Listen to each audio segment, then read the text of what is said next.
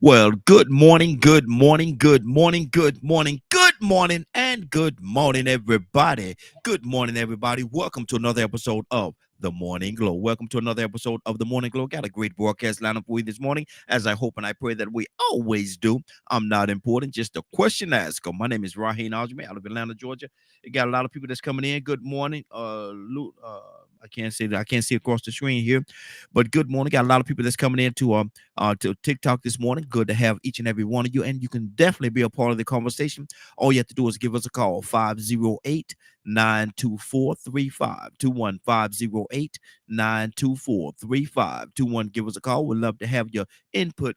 With Monday morning, we got a great week ahead of us. Hoping and wishing and praying that you all will hang out with us. Share the broadcast, and please, if you don't mind, please share the broadcast. And if you every now and then double tap that screen, make some of them hearts go up there. Let me know that you're appreciating what we're talking about this morning.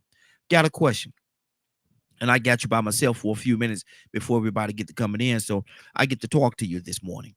Um, in life, and let me preface it by saying I had a conversation with a friend over the weekend, and a lot of times people, you got to understand, people don't always feel appreciated.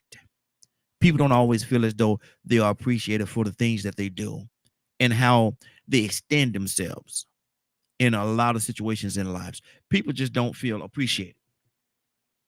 And that may even, listening to what I'm saying to you right now, that may even be you. You may be a person that don't feel appreciated. You know that you go above and beyond in many situations in life. You go above and beyond. You do the things that you know needs to be done. In other people's lives, you are that go-to. But when the chips are in reverse, when the chips on the other page, if you will, let's say on the other page or whatever, or on the table, let's say it that way. When the chips are on the table, who do you have that you can really go to, that you know that you can really trust, that will have your back, and you don't even have to worry about it? Do you have that person? And I'm going there because I want to ask you this question. I want to ask you this question. I did all that just to get here. How many people in life, how many people in this thing called life that we actually overlook? How many people do we just overlook? Oh, that's just Johnny. That's just Marshall. That's just Tony. Or that's just Janet.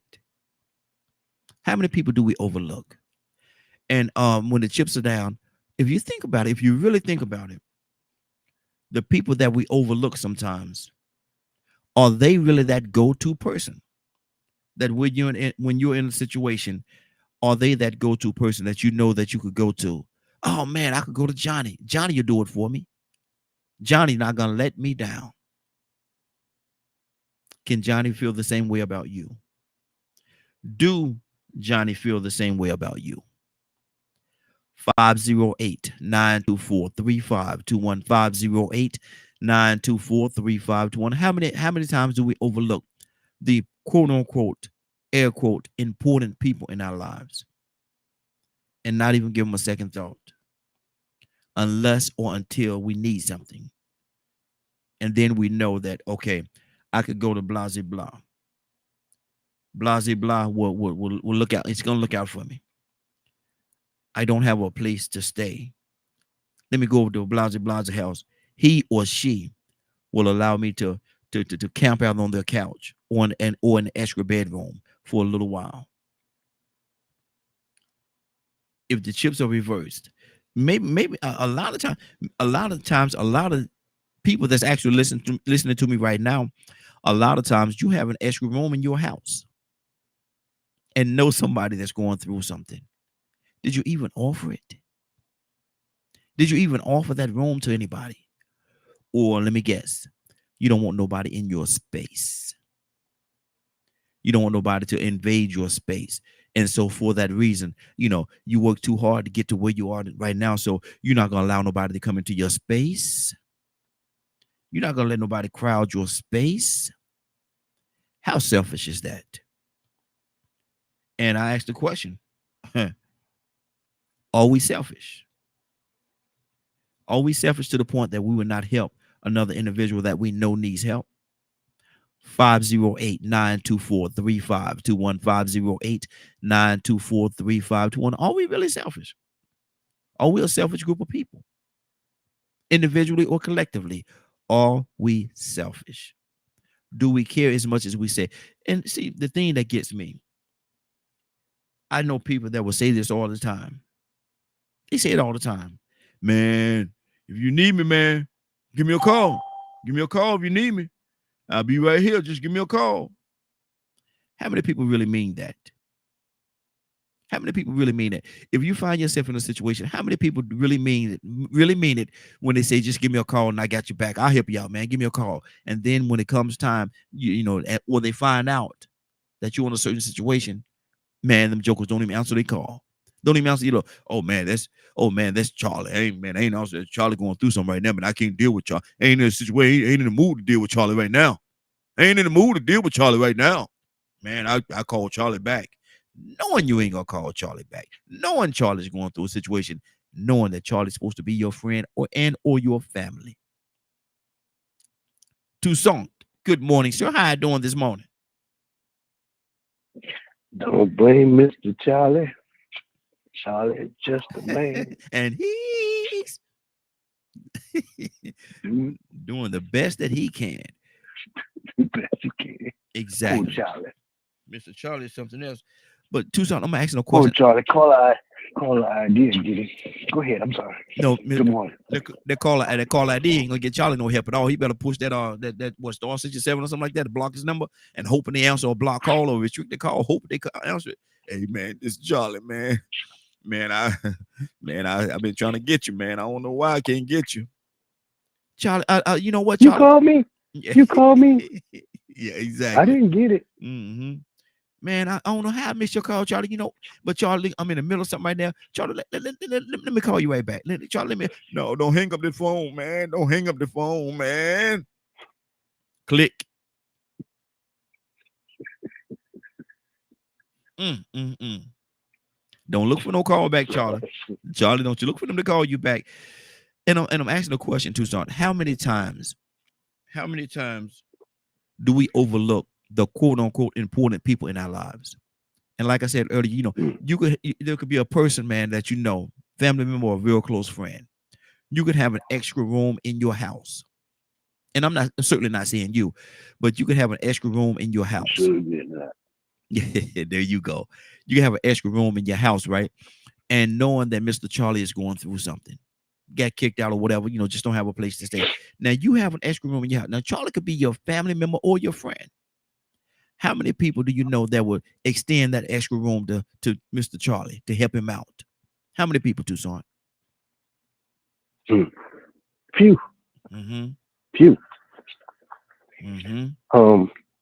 You know what? And just to be honest with you, the first question would be, regardless to whatever situation Mr. Charlie or Miss Charlie would be in, is how did they get there? Mm-hmm. You know? Mm-hmm.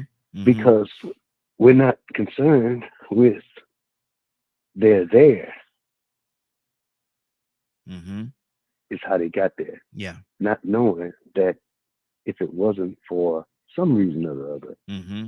Mr. Charlie would be us. Yeah. Yeah. And I have to almost apologize to Mr. Charlie because, unfortunately, Raheem, these days, allow, and I'm careful about saying this, opening your door to people will cost you. Mm-hmm. Mm-hmm. Yeah, it'll cost you. Yeah. Yeah. You might with the squatting. You ever heard of squatting? Yeah, squatters' right. Mm-hmm. Squatters' rights. Squatters, yes. And it's easy to get people in, but it's hard to get them out. Mm-hmm. when Mm-hmm. they overextend it and wear out their welcome. Mm-hmm. Mm-hmm. Um, they got the refrigerator open. You know that it's, especially if you have kids, there's a certain time that you prepare your food for your kids, Mm-hmm. and in the midst of you cooking, here come Mr. Charlie with a plate Mm-hmm. before your kids. Wow. Oh yeah, I'm not talking about something I don't. Unfortunately, and I'm sorry to say, the reality has set in. Everybody's selfish. Mm-hmm. It's hard to make yourself available because you always say this. You got to have limitations Mm-hmm. because takers don't have none. Yes, absolutely. Givers Yeah, yeah, have yeah, to have absolutely. limitations Mm-hmm. Yes, sir. because takers don't have none. That's true. You didn't think I remember that. Yeah, I didn't. I didn't. Mm-hmm. Yeah. But Man, it's hard to find a friend that's a friend indeed. mm-hmm. That's a rough deal. Yeah. Yeah. People people make you not want to help people. Mm-hmm. But Tucson, how do you gauge? How do you gauge? And again, I'm talking just open end. I'm not necessarily talking Hmm. about you, or if you want to personalize it, you can. But how do you Yeah. gauge who and how you help someone? How do you gauge that? You have to ream out Mm-hmm. the takers that are just greedy. There are Mm-hmm. people that don't need. Yeah. Yeah. Um, and I've done some things. I tried to make available for some things, and before the people that actually need it get it, you run out Mm-hmm. Mm-hmm. with an abundance. And let me say this to you, Tucson. I want to applaud you, brother, because I saw what you did over the weekend, man. I saw that was powerful, Mm, brother. That was powerful, man. That was powerful. mm. I don't know if that's what you're talking about when you say that because you had abundance. But so I'm just Oh saying, yeah, yeah, yeah, yeah. Mm-hmm. but But you super. And I'm sorry to say, when you try to, you know what it reminded me of, and mm-hmm. I'm referring to it partially, but this is over the across the board. You it reminded me of after Jesus gave fed the 5,000. I don't know if it was the 5,000 or the 4,000, Mm-hmm. but he went somewhere, and when he got there, here come the crowd again, Yes, yes. and he was Mm-hmm. a powerful teacher and healer, and he had a lesson to learn, and he had the ability to heal Mm-hmm. those that would come. Mm-hmm. Mm-hmm. But when they got where he was, he said to them, "Y'all came for the loaves." Mm-hmm. Yeah. Yeah. Mm-hmm. And Wow. people have a tendency to only come for what they can get, Mm-hmm. even when they come to serve. Yes, sir. Yes, sir. That's true. And unfortunately, you have to gauge that out because you have to focus. And I'm learning this. You have to focus on those that need, Mm-hmm. and leave your focus there. Because if you don't leave your focus on those that need, you get frustrated Yeah. Yeah. with the Mm-hmm. takers, Well, the taker's gonna be there. and you get takers, gripers, and complainers, Mm-hmm. greedy and the needy. Mm. Yeah. So how are you gonna? You got uh, 5 different categories of people right there on the scene, and they all look alike. Mm-hmm. My uncle used to say you got all these people, and the only thing they say is they got three sentences: "Give me, lend me, or can you spare?" Give me, lend me, can you spare? He said that, and all them. He I'm gonna remember that. said, "You got the man, Monk." He said, Man, you better Text stop." that to me. Yeah, Text exactly. I text will. that text that to me He- because and I wanna tie that passage of scripture that I talked about to that, and I'm gonna make that a good sermon. Yes, sir. Yes, sir. He said all the time. He said, "Stay away from them. Give me, lend me. Can you spare, man? That's all. They give me, lend me. Can you spare? That's all they say all the time. Give me, lend me, or can you spare?" I like, man, Lord have mercy. Monk, he was something else, man. But my thing is, man, there are some people that's really out there that really needs, that are really in need, man. And Tucson, you help them Yeah. you help them every day, man. Like I said, what you did over the weekend, man. I'm not gonna take the liberty. If you want to expound on what it is, you can. But I saw it. I showed it to my wife and my daughter, man. And my daughter said, "Man, I want some of them turkey legs." Them turkey Boy, legs. look, man, look, Raheem, they had crab legs, man. Wow, wow, wow. That's good. That's You know good. what? Mm-hmm. Raheem, Mm-hmm. I got one turkey leg, got the whole thing. Wow. Wow.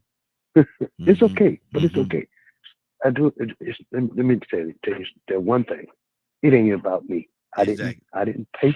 I didn't. Well, I can't say that, but I don't supply that. There's people that's um they call it feeding the coast, Mm-hmm. that know that there are people in certain areas that need help, Mm-hmm.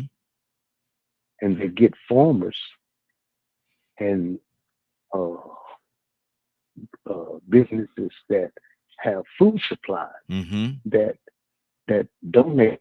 I don't know how the process is, but they donate it to that for that need, Mm-hmm. Wow.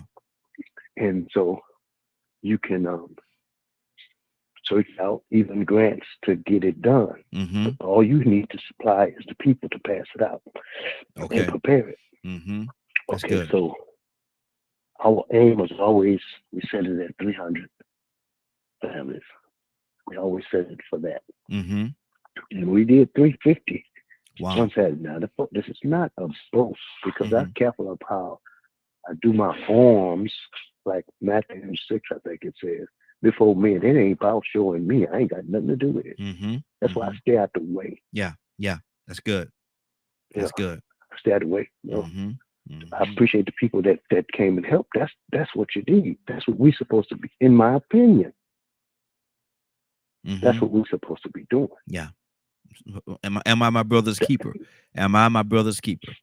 And that's what it goes When I down was to. hungry, did you feed me? Exactly. Exactly. When I was thirsty, did you give me drink? Mm-hmm. And I'm Mm-hmm. looking at all these Jesus lining up in cars. Mm-hmm. Here's the deal. Mm-hmm. There are people that they have a car and they have a home. Some people have homes and they don't have no lights and water. Yep. Yep. They just got a roof over their head. Mm-hmm. Mm-hmm. For real. Mm-hmm. See, and You'd and be that's the thing. surprised. Oh, I'm sorry. Go ahead, brother. Go ahead. You know, you'd be surprised how many people had to get a ride to Mm-hmm. get something. Yeah. Yeah. I ain't got nothing to do with it. But if I have something that they can get, or somebody has something to get, it don't have to be me that has it. Somebody got it. I'll find out. Make it available. That's our Yeah. job to find out. Make it. Yeah, make it Yeah. available. Yeah. Exactly. It's no Exactly. big deal. Mm-hmm. I mean, I don't know. And it's not about that. It's about we supposed to be people Mm-hmm. that, what his name is, Mr. Charlie. Yeah, Mr. We're gonna Charlie. run into him. Mm-hmm. Mr. Charlie, and He like. may not have a phone, Mm-hmm. but you see him walking the street all the time. Yeah. Yeah. And see, and that's why I made the reference to a person could have, and it could be very symbolic. It could be very symbolic, but a lot of times I made reference to having an extra bedroom in your house that you never use, never even open the door, never really open the door to that bedroom, man. As a matter of fact, you might be surprised you open the door what you see in that bedroom because you never go in there. But you Mr. Charlie is a man, or Miss Sarah, a mother just lost her husband or whatever her situation is, and she got 2 or 3 kids, and they're about to evict her and kick her out. Now you got an extra room in your house. You got an extra room in your house. Then you know that Miss Susan or Mr. Charlie could use that room. Why are we? And I understand what you said earlier about you got to be real careful, and you do. Mhm. But why don't we at least extend some sort of some kind of support toward them?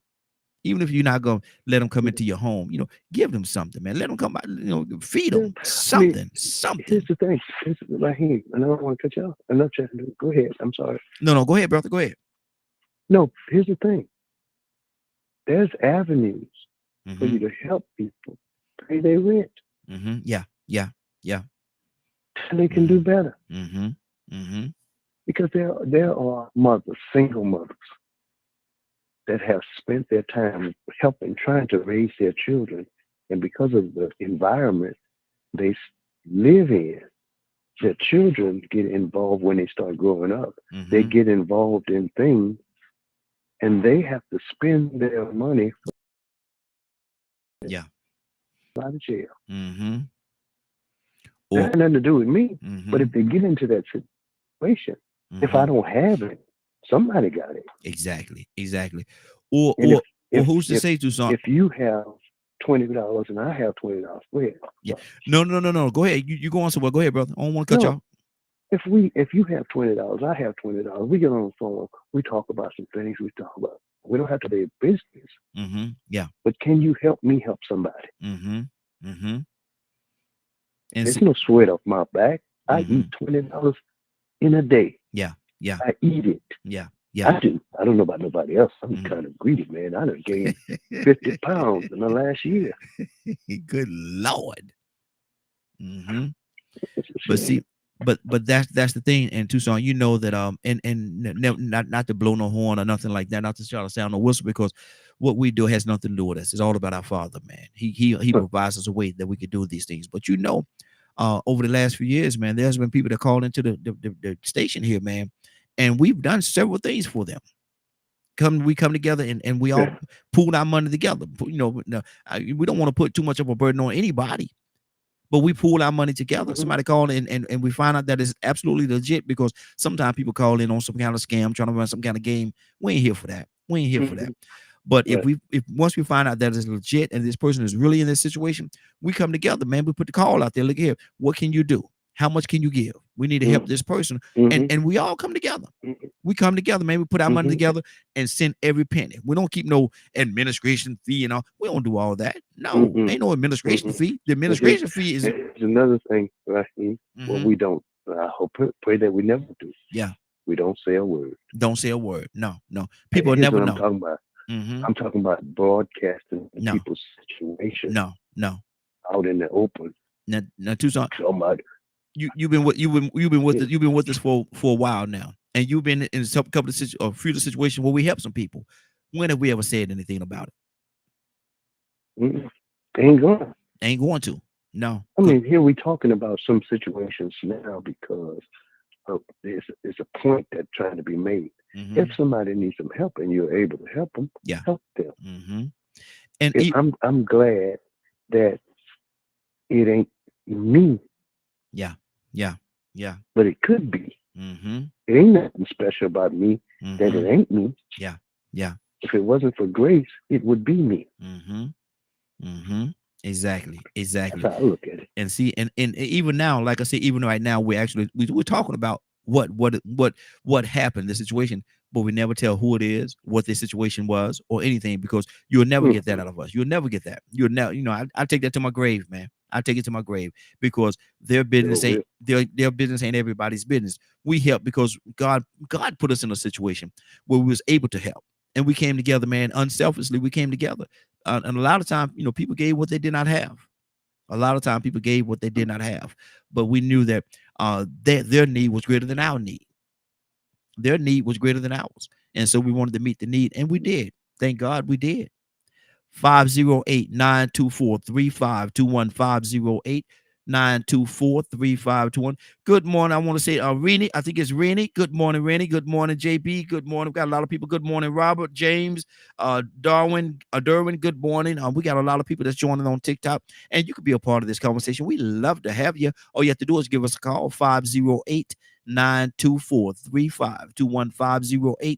508-924-3521. Tucson, we about to switch up, man. Go ahead. Finish your thought on this. We about to switch up. We're going to go into a doozy, man. Okay. So if and I'm particular, what I was trying to say is I'm particular because I know that it's costly. I'd rather tell a person, okay, I know I see you in this situation. Let me get you a room for the night, Yeah, yeah, at yeah. least one night, if Mm-hmm. I can. Mm-hmm. Let me do that. Let me Mm-hmm. do that. Let's see if we can get you somewhere you can stay for a month till you Mm-hmm. get on your feet. Mm-hmm.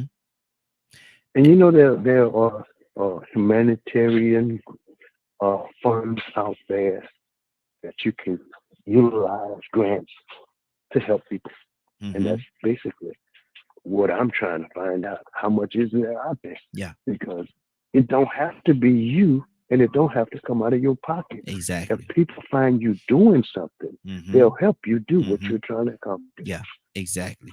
Exactly. 508-924-3521. 508-924-3521. And Tucson, to your point, a lot of times people say, well, I'm gonna get you a room for the night and make sure that got a place to to really lay down and relax and stuff like that. I gotta put this disclaimer out there, man, because some people out there think a little different. You don't have to know what room number they in. You ain't gotta know what hotel they're in. Just give them the money to get it, make sure they get it, or whatever you're gonna do. But there's no ulterior motive. See, people saying, Right. yeah, there's no ulterior motives at all. We ain't trying to get you no hotel room so we can come up there and snuggle up with you and all that foolishness. Nah, The devil is a lie. the devil is a You better liar. be Exactly. careful. You Exactly. wind up with fleas. But I just wanted to put that out there and let people know, no, there's no ulterior motives here. There's none. There's none. It's just it's the right thing to do. There's a person that's in need. And again, I'm gonna say it's a gospel station. I'm gonna say it like it is, man. God put us in a situation where we can help them collectively come together and help Go ahead, Tucson. I'm watching. You can always tell.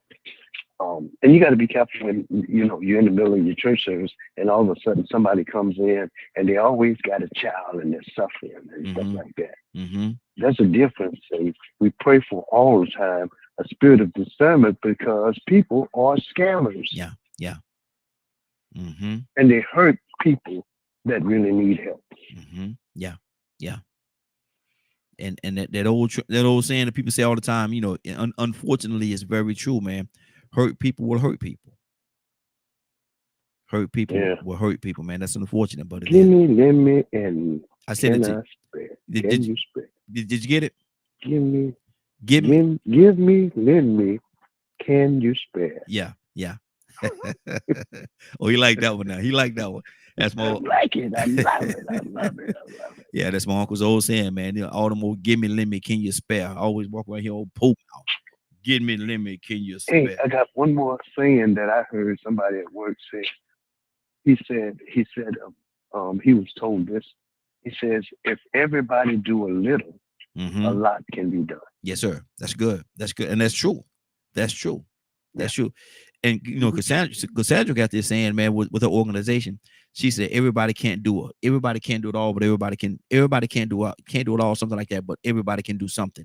Somewhere like that. I might be, Right. yeah, that's real good. That's real good. Toy, you with a T. Good morning, young lady. How you doing this morning? Good morning, good morning. How y'all doing? Hey, doing good, doing good. Good to have you, sister. We talk about this, and we're gonna transition over to another topic. But I want to hear your heart on this right here. People, a lot of time, times get hard for people sometimes. Time get hard for everybody sometimes. Every present company included, everybody. That's just what life happens. But if you know how many people that could have an extra room in their house, and Mr. Charlie went through a situation in his house, in his home, whatever, where he got kicked out, evicted, or whatever, and Miss Charlie is a friend, a family member, or even Miss Sarah that has a couple of kids. Husband just passed, and she just couldn't keep up with the bills. But you have an extra room in your house. And I say you, I'm not talking about you in particular, but you have an extra room in your house. How many people would open up the door and allow them to come and use that extra room that they never use at all? How many people do you think would do that to you? Do we really care for each other? I mean, yeah, people do it every day, but I mean, unfortunately, evil still lurks and things happen. So it probably find a few more people more resistant to open up the Mhm. door for strangers. Mhm. But for the most part, no, we still have people out here that will do that. We Mhm. still have people out here that will go out their way to try to make something happen, you know, Mhm. for that individual, places to go. But Mhm. again, as time goes on and evil waters down how we can help each other, it's just unfortunately, people cannot be trusted from a physical aspect for fear of what they might do to you now. Mhm. Wow. You know what I mean? Even Miss Mhm. Sarah or Mr. Charlie, honey, I mean, come on now.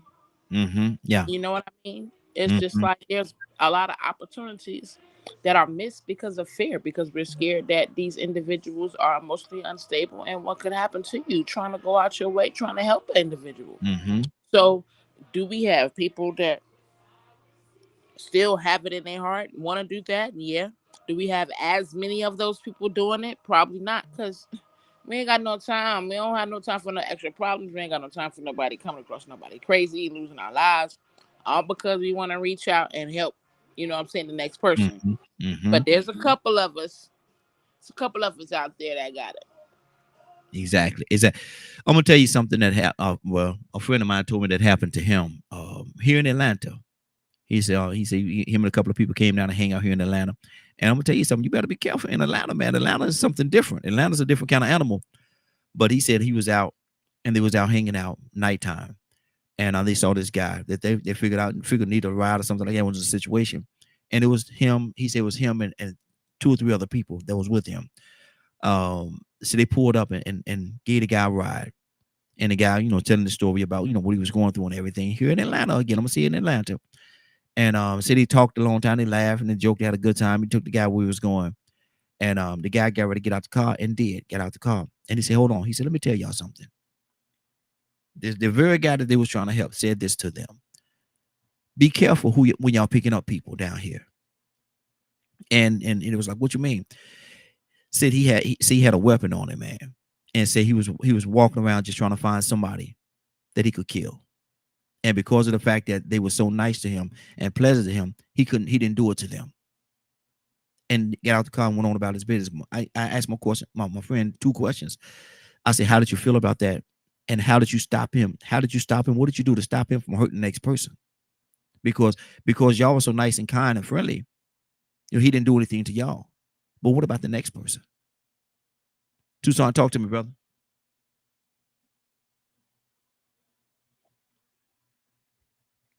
Tucson, you there? That mute button is right there. Yes. That mute button is right there. Mm-hmm. Yeah.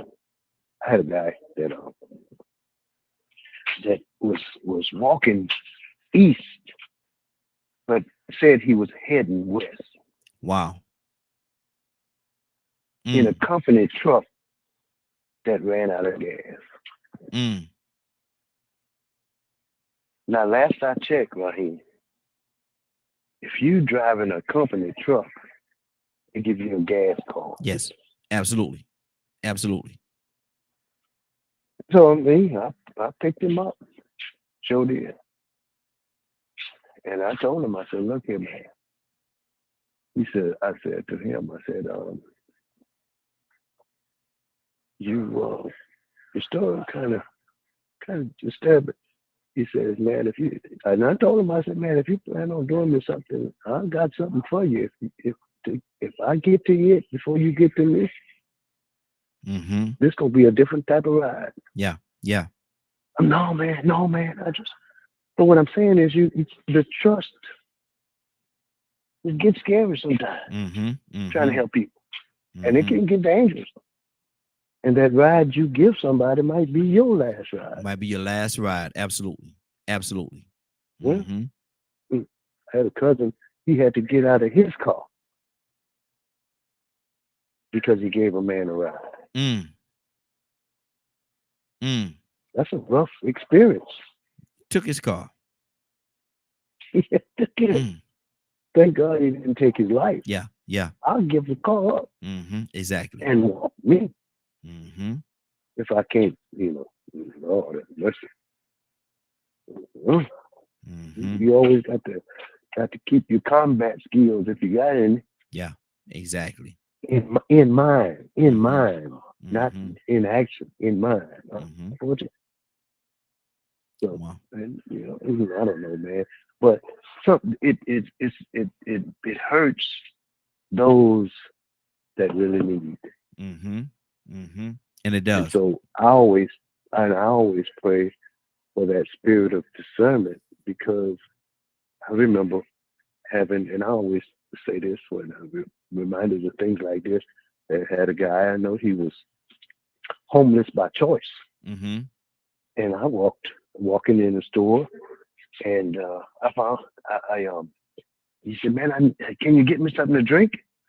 So I go in the store and I buy him a Coke and buy me a Coke. And I Mm-hmm. say, "Here you go." When I come out of the store, oh, man, I don't want that. I want the money. Mm.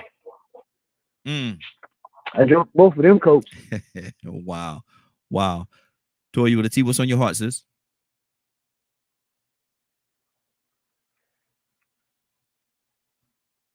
Toya with a T? Yeah, I'm here. I had to step to the side there for a second. But yeah, no, I mean, unfortunately, we're dealing with spirits and principalities, Mm-hmm. and they do a good job sometimes putting on a costume, Mm-hmm. right? So the intent that we normally have is distorted when it comes to trying to help people as time goes on. You have to have already known Miss Sarah in order to say, hey, I'm going to give an extra room or make room for Miss Sarah. But even with that being said, you knowing Miss Sarah don't mean that she might not Be quick, pick Ray. you out. Yep. Yeah. Yep. Yeah. Yeah. Yeah. And it ain't just about Atlanta. Mm-hmm. We're not going Mm-hmm. to do that. Yeah. Nope. Oh, I know. We're not I know. going to do that. We Exactly. already know across this whole entire globe, you could be Mm-hmm. going anywhere, minding your business. You can come up missing in somebody's lunch. Mm-hmm. Wow. For real. Mm. Ain't that sad I though? mean, Sad I reality. mean, it's sad, but it's something that's been going on since. Let's be real, the days of Jericho, man. Mm-hmm. Let's stop Mm-hmm. acting like oh my God, all these things were new. Yeah, nope, nope, nope, nope, not new, just different. Mm-hmm. And the reason why I even have to be more honest about the situation is because being black in America, they do things to us just for fun, just Mm-hmm. because we were black. Mm-hmm. Wow. So the reality that we have of dealing with evil was multiplied because Mm-hmm. now certain people we couldn't deal with or help or assist because they were doing things to us just because we were black. They were Mm-hmm. setting us up just because we were black. They were putting us in situations using vulnerabilities like someone needing assistance or needing help or trusting in them just to kill them. Mm-hmm. Wow. You Just know to what I kill it. mean? Mm. I mean, I'm just being real. Yeah. Yeah. Yeah. I mean, it's true. True. Go ahead. You know what I mean? And it's magnified in our community. Well, at one point it was probably again not as much anymore. But I mean, that's no different with the police, right? I'm supposed to trust Mm-hmm. the police, Mm-hmm. even if I'm Supposed to. black. Mm-hmm. Even if I'm black. And Wow. if we have grown so far from being atrocious, like someone asking or looking for a ride or looking for a place to stay and you killing them, isn't that the same with me trusting the police officer with no weapon on me? And then when you roll up on me, you're going to utilize this vulnerability to murder me. Mm-hmm. Waiting, plotting, planning. What's the difference? So, I think, I look at things a little bit differently, especially being a woman. That's another thing. Yeah. Being a woman, that's a whole nother level because 9 times out of 10, they target us more than so, a crowd or guys or whatever. So being a woman is another vulnerability that individual will use. You hear about all the time. You're on a dating app because you're a woman. You go all you date with them, and then here they go. You got something on your hands because the individual that you're dealing with has an evil intent, and then there they go. You Mm-hmm. think you're just on a date. You think you're just helping somebody. You think you're just being nice. And there they go, taking that vulnerability to the next building, and they have an intent to cause you harm. You know what I Mm-hmm. mean? So these possibilities are out there. That's why I make it my business to be the scariest in the room. No, we're not gonna do that. Yeah. Yeah. We're Exactly. not. We're Exactly. not. You know what I mean? And for being nice, like the last group that you had, every story that I've heard where individuals were lurking, right? What they say, the lion, he Mm-hmm. goes to and fro, looking, seeking whom he may devour. Every story that I've heard with a near incidents like that, someone has been nice to them Yep. beyond everyone else's ignorance. Been nice Mm-hmm. to them, show them the love of God, and that was the only thing that saved their life. Wow.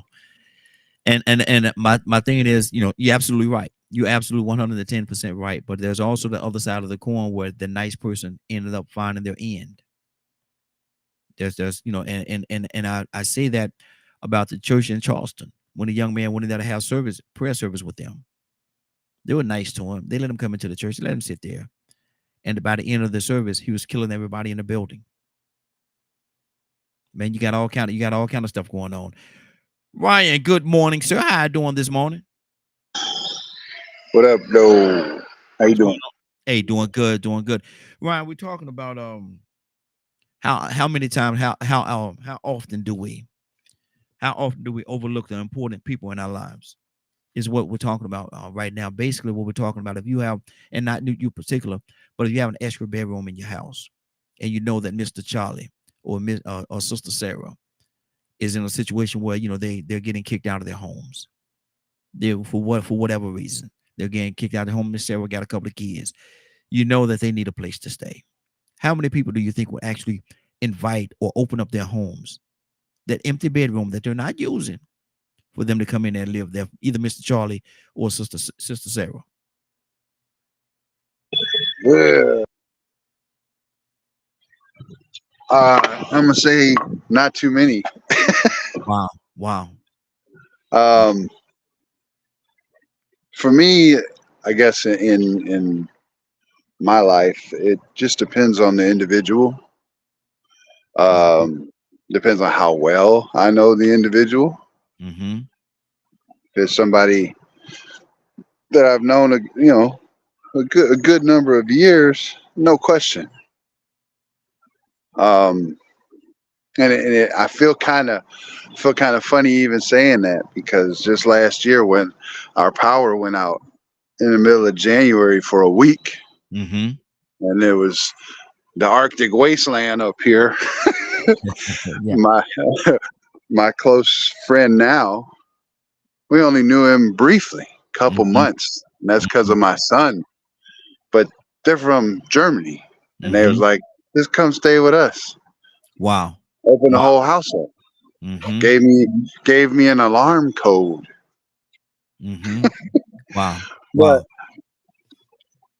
it's I don't know. Maybe maybe he understood, or I guess maybe we had some sort of divine intervention in that Mm-hmm. thing, because our kids, they hung out all the time over a year. We just never really took the time to get to know each other. Mm-hmm. So that was Mm-hmm. our kids that did that for real. Yeah. Yeah. But I'm very cautious. I've had too many scares and burns letting people that have been going through troubles. I've tried to help people. I Mm-hmm. let them come in and they disrupt my home. Wow. Let Wow. the kids tear things up because they don't manage their children. So I don't know. It's hard. Mm-hmm. It's a hard thing to allow, especially a family, to Mm-hmm. come into your personal space. It's the right thing to do, Yeah. depending on Yeah. the individual, for sure. But you got to be cautious. You can't just blindly do stuff like that. It doesn't. Sometimes it just don't work out. You have your whole family laid up in the bed on the next case of unsolved mysteries. Wow. Oh, wow. And I'm gonna ask a very unfair question of you right now, Ryan. In that situation, and the kids running around, they tearing up stuff, tearing up your stuff. What is more important? What do you think people will look at as being more important? Not necessarily you personally, but what do you think people will look at as being more important? The stuff that the kids are tearing up, or giving them the individual a place to stay to get them off the street? So the good person in you would say giving them a place to stay, Mm-hmm. right? Yes. Because Yes. if you got an open room, it's not costing you anything. Mm-hmm. You know, yeah, it may come out your pocket a little bit on the electric, a little bit on the water, depending on if you got to help feed them or not. Might hit you there. But then there's that selfish side where, you know how hard I work for that stuff, and you just letting your kids tear up my place. Mm-hmm. Mm-hmm. We gonna have to draw a line in the sand somewhere. You gonna have Man, to respect my place. y'all gotta go, man. Y'all tearing up everything, man. Man, y'all gotta Yeah. go. Go where? You done had a good night's rest. You nice and warm. You got to go. Have a nice day. Wow. Wow. And that's how a lot of people would think. Truth of the matter, that's how a lot of people would view this whole situation. You tearing up my stuff, man. Y'all got to go, man. Y'all tearing up too much around here, man. I don't work so hard to get this stuff. Oh man, not my Then vape. Oh, you got the other side of the coin too, Raheem, where you sit down with that family, mm-hmm. especially the parents. Hey, listen, I don't mind helping you out, Mm-hmm. but you're gonna have to have a discussion with your kids about tearing up my stuff, and then they get offended. Mm-hmm.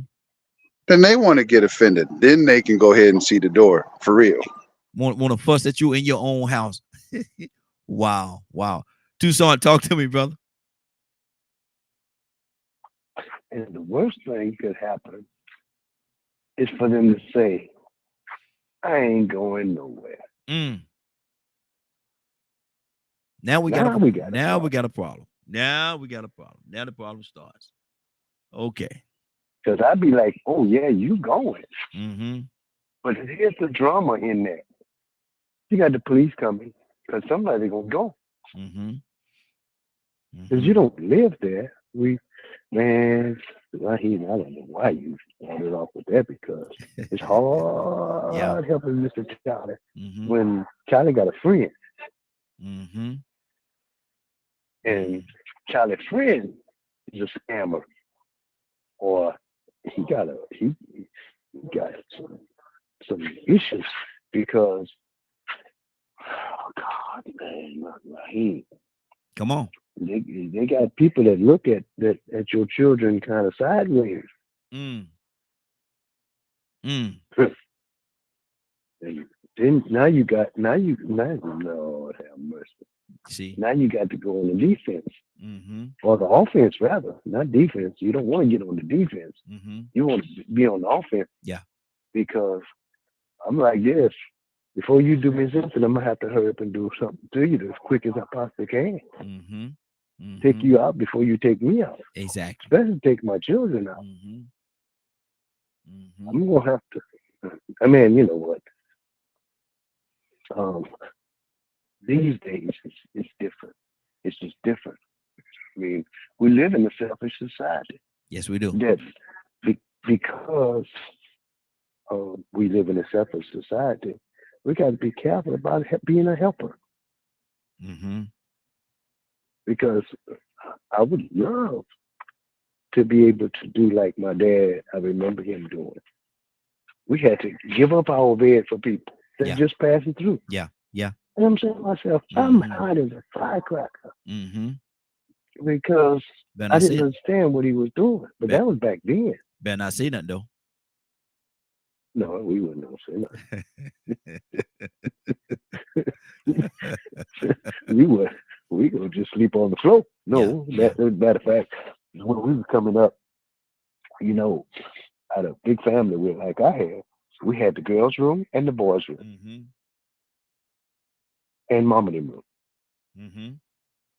That's what you had. Mom and dad's room, the girls' room, and the boys' room. Not your room, our room. We had a room in the house when we were coming up. We had, I think it must have been a one either queen or full size bed, and a bunk bed. 2 single beds. We would switch it up. We would redecorate our room and make it. Yeah, exactly. But we had extra bed. We call that when people had guests. We had extra bed. So Mm-hmm. we had to rearrange the living quarters to have somebody come in. Mm-hmm.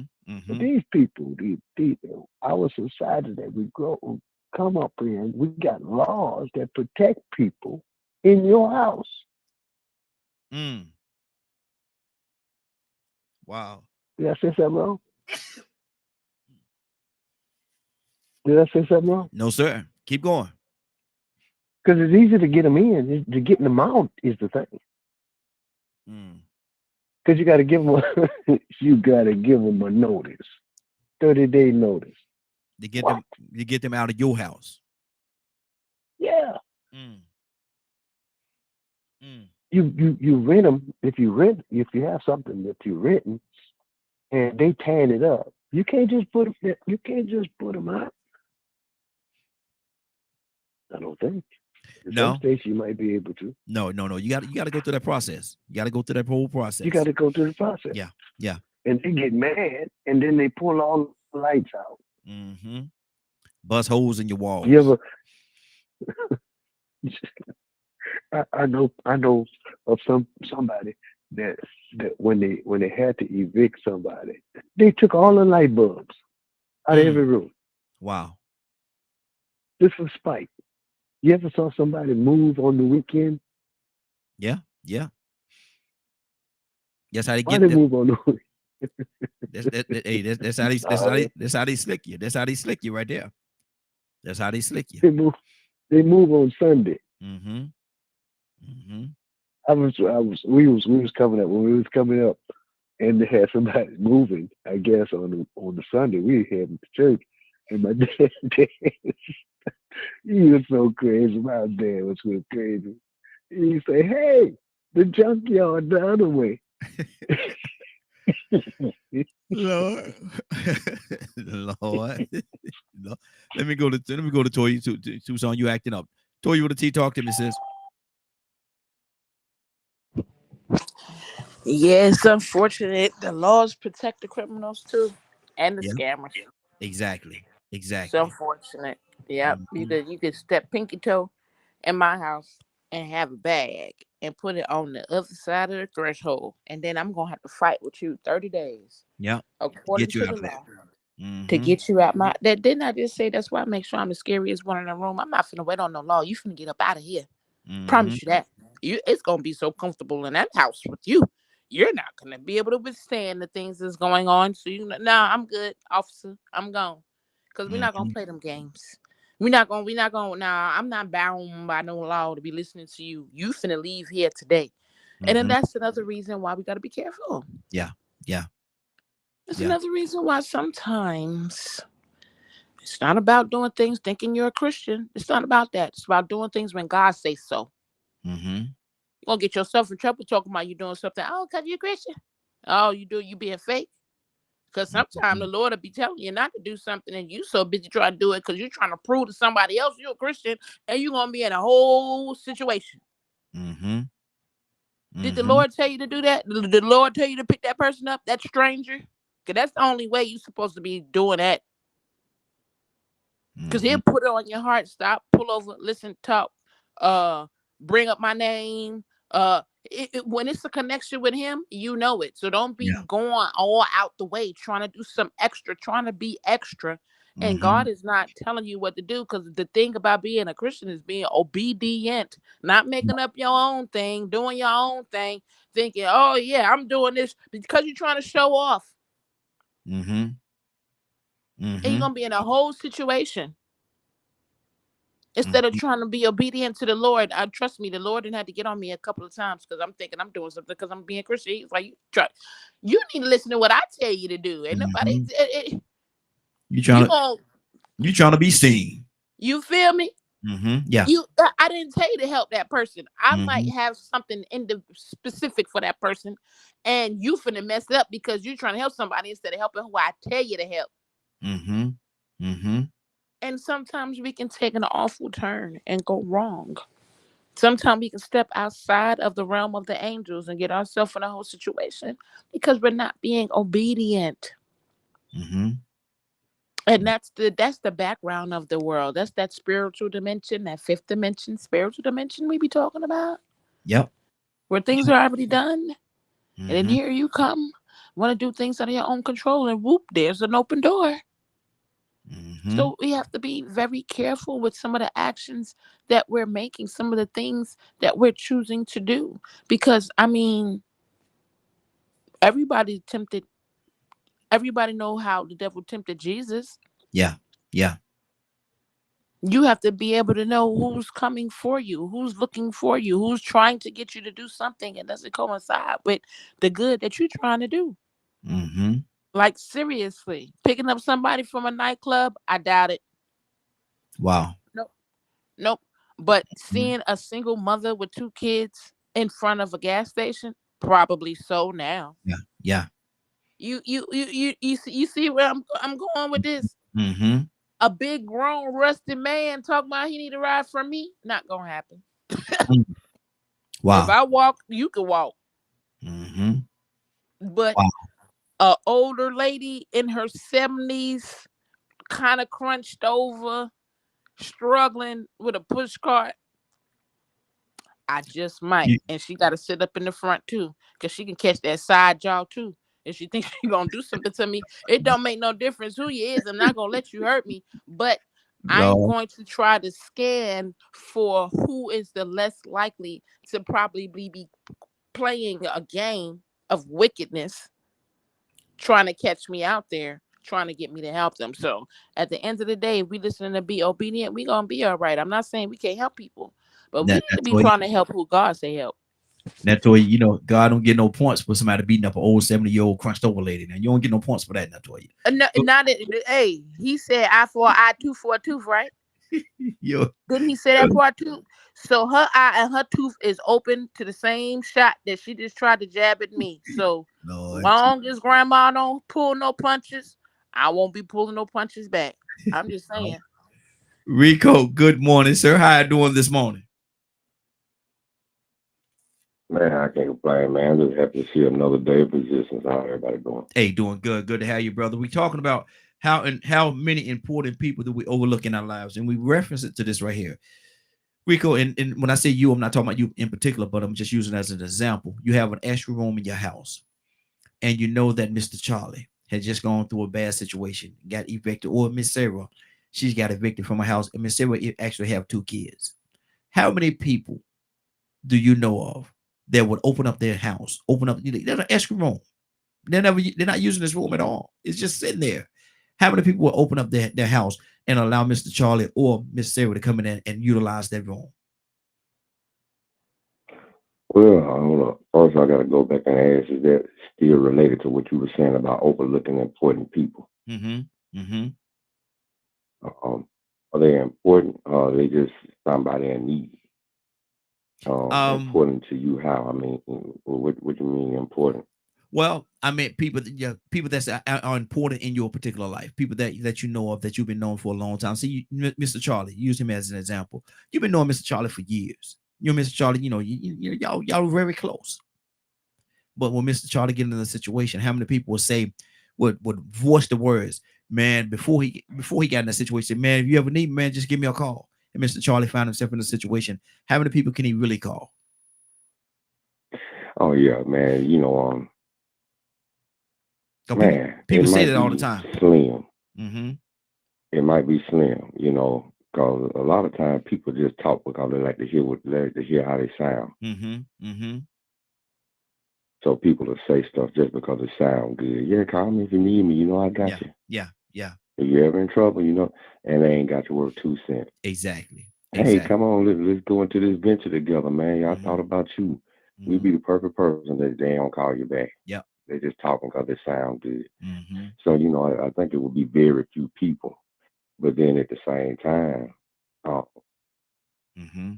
sometimes you may open your door at the wrong time because people are taking advantage of your kindness. Yep. Yep. Sometimes you might be weak and not use the right discernment because it ain't got nothing to do with you really just being a Christian, but you just looking try to find a way to say I did something good. So if your main focus is to try to do something good, because you want to get in the heaven, I just need to do something good.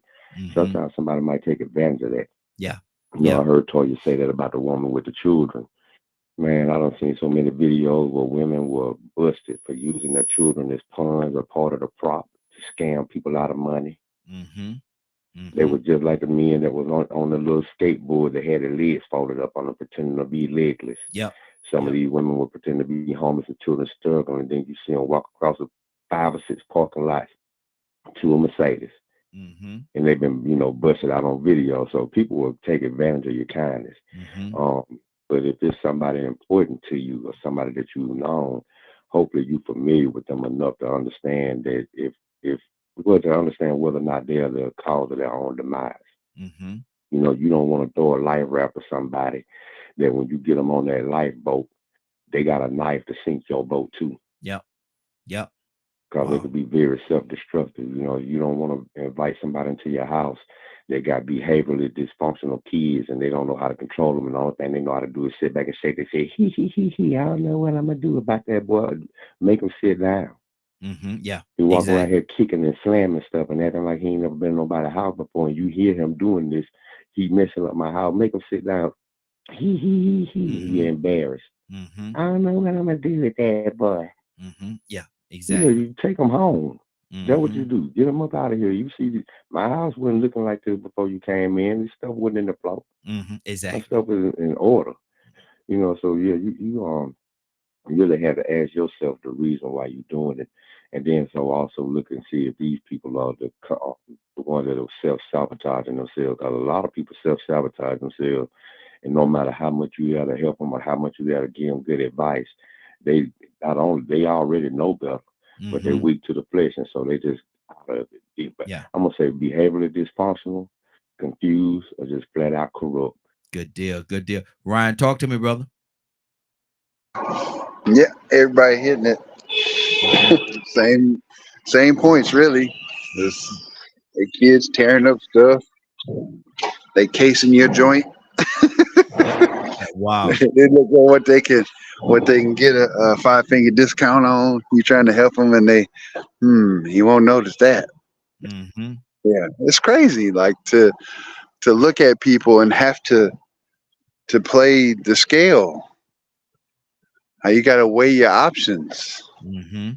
Mm-hmm. It's not supposed to be like that, but it is. Mm-hmm. It It is. is. Sad as it is. Sad. Yeah. Absolutely. It's Absolutely. like I was reading an article this weekend about squatters, Mm-hmm. and there's some stuff up on the hill going on where they're trying to fix these laws on squatting, and what their concern is a lot of these people coming across illegally. If they figure out the squatters' rights, we're gonna have a problem. Mm-hmm. Mm-hmm. So they've been making a big stink about that. And I've been seeing some crazy stuff with squatters. Wow. They just get up inside somebody's crib, and because that person was on vacation for a certain amount of time or whatever, you know, oh well, I've been here, ain't nobody come home. It's mine now. Mm-hmm. What? Mm-hmm. Oh, what? Yeah. Yeah. Yeah. Yep. And I don't know, man. Like, imagine helping somebody out in a jam and then all of a sudden losing everything because Mm-hmm. you try to be nice. And Mm-hmm. that's one of those things that plays on our heartstrings and in our minds, right? Because we're supposed to do the right thing, supposed to help people out. But then we end up getting the raw deal to be nice about the words I use. Exactly. Exactly. I'm gonna share this. Y'all know I gotta be silly every now and then. We're gonna switch up on the topic too. But I saw this clip on it was on Facebook, quite funny. Guy said he wrote it out, and he said that he was going into the store one day, McDonald's, somewhere like that, one of the restaurants, and he was gonna go get him something to eat, and he saw a homeless guy sitting sitting to the side over there, had a little board and all kind of stuff. He was just sitting there, So he went up to the guy and said, man, you hungry? They had a little conversation. Oh, you hungry? Yeah, come on, man. I got you, man. I got you. Took him inside, man, and ordered all kind of stuff. And he ordered what he wanted, told the man to order what he wanted, took out his card and put his card in the little ATM in the little machine and everything to pay for it. And it declined. Man said, oh man, ain't no way in the world. This no, this ain't right. Stuck another card in there. It declined. Took it out and he looked at the homeless guy. The homeless guy looked at him and said, man, don't worry about it. Let's go back out here, man. Somebody gonna help us. He said, somebody gonna buy us something to eat. That was funny to me, man. Y'all to get it later on. But Tucson. I see you over there, Ryan. Yeah, that was funny to me too, brother. That was funny. Tucson, you there? Yeah. Yeah. Tucson, I'm gonna ask you. Go ahead, brother. Go ahead. No, I get it. Go ahead.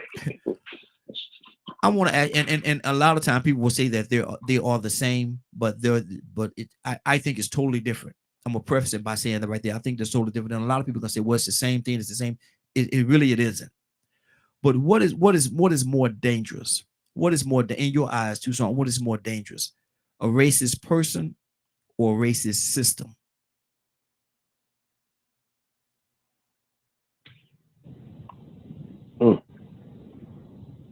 Isn't it the racist person that creates the racist system? Well, let me say that. See, I knew people, somebody's gonna say it was the same, and that's a very valid point. But at the same time, I could sit down with a racist person, and if we talk long enough, or we connect, if we connect long enough, I could change the racist person's mind or way of thinking in regards to how they think about certain individuals. They could have been burned by somebody that don't look like them, that maybe look like me. Could have been burned by somebody. They say I don't trust none of them. Black, white, orange, polka dot, whatever people. I don't trust them no more, and become a racist person in that regard. But if I sit down and talk to them, or we sit down and have a conversation, I could probably change the way they think. They say, I actually didn't like people like you, man, but you all right. Yeah. Yeah, I get you. So I would say the system, racist system, because you got so many avenues or departments in the system to go through to get a solution. It's almost impossible to find the source. They created it. They created the system. We still are trying to figure out, let me just throw this out here for free. I'm not interested in getting it because it's almost impossible now. But the promise of the 40 acres and the mule, the system never did give. Yeah. That promised it. And then there's a system to build on this. Let me see, hold on a second before I say that. Since we got 2 more days in our historical moment to celebrate. Watch this. What? Hold on. We actually got 3. This is leap year. We got 3 this year. We got 3 more days. Ooh, bless their heart. Wait a minute. Let me look. Oh, what is it? 29th day. Yes, sir. In February. I'm just going to go. Let me look. Well, bless them. Wow. Ain't that something? We can extend it to 1 day to recognize what has happened in the lives of people in history. So, the system that was created to establish what we say and most think and acknowledge to be one of the most powerful nations in the world. The system created, it was a system established to form a more perfect union. Lord have mercy. That's a lie. A more perfect union. We the people in order to form a perfect union. And we talk about the Constitution that says that all men are created equal. That's a system that established some people as what 3/10, Yeah, what three how fifths, many 3/5. Mm-hmm. 3/5 Mm-hmm. animals treat us like dogs and cats. Mm-hmm. But you got a great nation. You got a great nation. So Mm-hmm. is that the racist system that we talk about? Let me ask you a question and I'll shut up. Mm-hmm. Um, are we um, establishing liberty and justice? No, no. Okay. Ryan, what do you say to that, man? What is more dangerous, a racist person or a racist system? Hmm, that's a tough question. Mm-hmm. Um, I think that in the grand scheme of things, probably the system, Mm-hmm. because the system holds the power. Mm-hmm. A racist person can be dealt with, and most racist individuals they don't really say much Mm-hmm. because they're the extreme minority, right? But the system is what perpetuates the cycle. The system is what holds up and supports these individuals and their methodologies, right? So I would say the system. The system is what needs to be fixed. The system is what creates uh, what's the word I'm looking for? Creates avenues Mm-hmm. for these people to duck and dodge and hide and fulfill the evilness inside of them. So that's what I got to say about that. Okay. Toya, let's see. What do you say? What is more dangerous, a racist person or a racist system? Yeah, no, I'm gonna go with the system, Mm-hmm. right? Like, I'm not mad if you're a racist. Mm-hmm. You can, you have the right, God-given right to not like whatever it is you don't want to like. Does not reflect that you're a believer of the real God, but you got the right to do that. So I'm not mad at you for that. Mm-hmm. But when it comes to the system runs through, over and under, everywhere.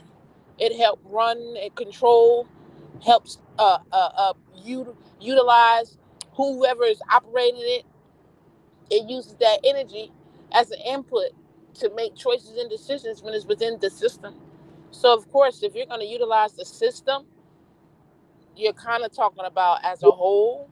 Mm-hmm. Like, no, we can't do that because it's going to be biased. Mm-hmm. No, you can't. You know what I'm saying? But an individual, absolutely. You can get mad. You can fold your hands. You can stomp your feet right wherever your little isolated area is. Right? Yeah. Mm-hmm. All 14, 12, or 17 of y'all. Y'all. Hey, I'm not gonna take that from you. But Mm-hmm. when you utilize and you monitor and you show that type of behavior, and that's cool with you, you cannot operate the system. You cannot operate within the system. You cannot be a leader in that system because 9 times out of 10, you're going to help create that system to be a bias. So, yes, absolutely. The system, a racist system, is far worse than just a racist individual or group or county or city or even state. It could be three Wow. states, Wow. it could Mm-hmm. be 4 states out of the 51, 52, 54, however many we got, doesn't matter, but the system as a whole, no, we can't afford to have that to be utilized as racist as it's been utilized as it's been utilized as the system was created upon racist tendencies, and even constitutionally when you really dig and it says um, black people being considered that 3/5 of a person clause. Mm-hmm. Mm-hmm. Come on. Wow. It Wow. wasn't really utilized, and the system really wasn't woven to treat us fairly and to give us all of those constitutional so-called rights that are still just created by humans, Mm-hmm. a specific group of humans that All of them might not have been racist, but hey, I mean, if the majority rules, that's what you're gonna roll with. But the system is absolutely more powerful than just the person. Good deal. Good deal. Rico, what do you say is more powerful? What is more powerful and harmful? A racist person or a racist system? That's an easy question. That's like saying was more harmful, a military or one man with a gun. Mm-hmm. You know, that system is meant to impact societies. Systems are built from ideologies and plans with an ulterior motive. Mm-hmm.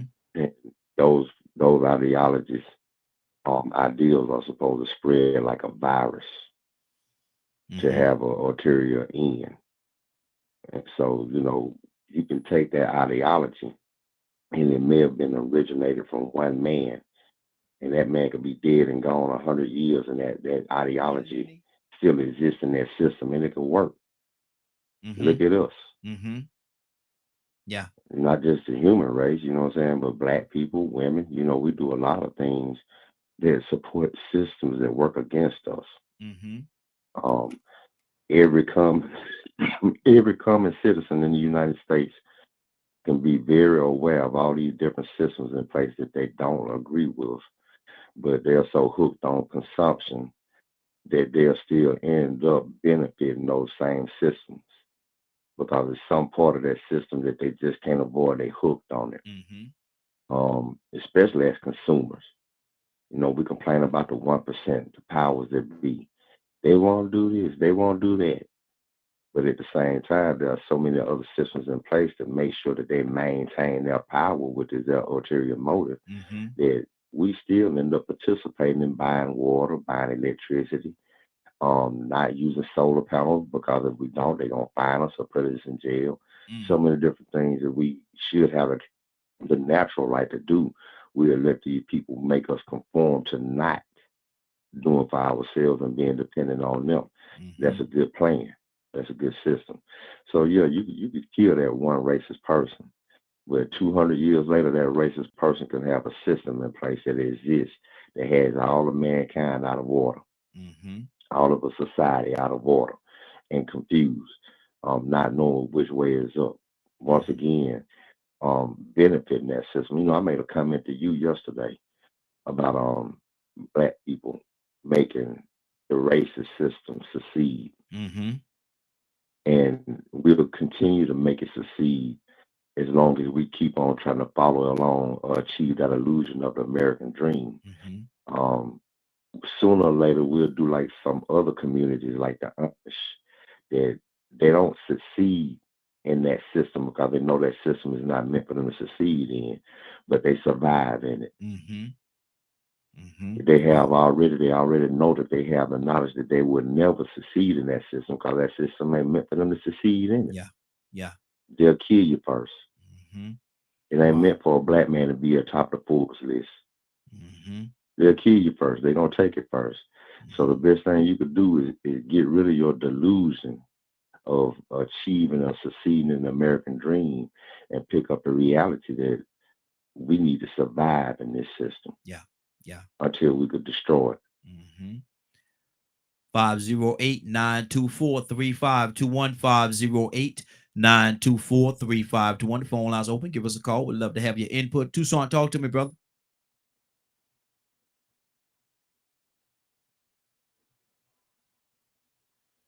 Tucson, you If there? it's a system. Yeah. Yeah, I got it. I Mhm. got it before you said something. I knew you were coming. If Yes, it's a sir. system, Mm-hmm. how can you find the who, what, when, where, and how? Mm-hmm.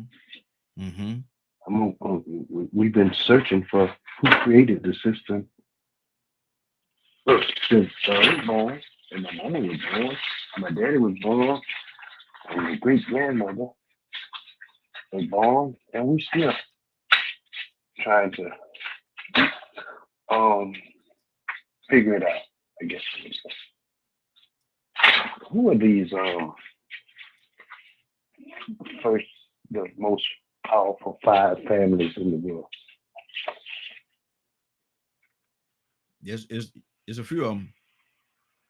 Yes, yes, yes, yes, yes. That when the rubber meets the road, it's really about them, Mm-hmm. and they always end up on the top of the food chain. I'm talking about them takers Mm-hmm. that will annihilate anybody to get what they want. That system, that I don't even know that we would even say that is racist, but it ain't right Mm-hmm. because some people that look like us uh, pride themselves in working within that system. Yeah. Yeah. Yeah. Mm-hmm. It it Yeah. benefits them. Mm-hmm. Benefits them. Yeah. At Yeah. the cost of you. We got Mm-hmm. some on in our jobs, in our workforce, in our government, on the police force, Mm-hmm. doctors, lawyers, judges Mm-hmm. that have an agenda that is against you Wow. at all costs. Wow. They poor. They're not even. They're not even. You know they got racist black folks Oh yeah. Oh yeah. against racists against their own kind. Yes, sir. Yes, sir. You know they got destructive. I'm just saying, people in your neighborhood Mm-hmm. that have and I don't mean no harm by saying this, Say it. but what we see as a white agenda, Mm. and they're not white, Mm. Wow. and they're more dangerous than supremacists Mm-hmm. Mm-hmm. because they walk among you Yeah. and they Mm-hmm. look like you and they almost act like you until Mm-hmm. your situation gets funny to them. Wolf in sheep's clothing. Hmm. Mm-hmm. Yeah. Yeah. Yeah. And here's the other part when I'll shut my mouth and they have the audacity to do it in the name of Jesus. Mm. Mm. Talk to me, Ryan. Talk to me, brother. Sorry, I had to step away for a second. Where we on? Same thing. Same thing. Really, it's not much more to add from my perspective. Like, How how can you and you said it was the system. How do you debunk that system? how do you debunk it? Yeah. How do you kill that system? Hmm. How do you kill that system? You remove the old, tired uh, people who stay there for all of eternity. Mm-hmm. Mm-hmm. You have to put in limitations on how much time they get to spend because those old people that are up there, and I'm old too, but they a little older than me by a lot. But they gotta go Mm-hmm. because they have mastered, in my opinion, they've mastered the art of lying, the art of subterfuge. They've Deception. mastered it. Deception, yeah. Mm-hmm. Mm-hmm. They've mastered this to a point to where they can tell you straight to your face what's on their mind, and to you it sounds like a good idea. Mm-hmm. They're Mm-hmm. Hey, masterful at Ryan, this. Yeah. Ryan, before you go too far, man, I think this would be the perfect time for you to not mention the name, but we had to talk about a certain human resource manager you got that has seemed to adapted a certain management mindset. She's bought into a system, and she told you that you'd be better off if you adopted that system. Yeah. Yeah. So Rico and I had a phone call between the two of us probably a week or so ago. If you remember, I told you I was up for a promotion. Yes. So all of the people in my mind that mattered were gun ho. But I Mm-hmm. have uh, a business partner in the HR section who decided that wasn't my time. Wow.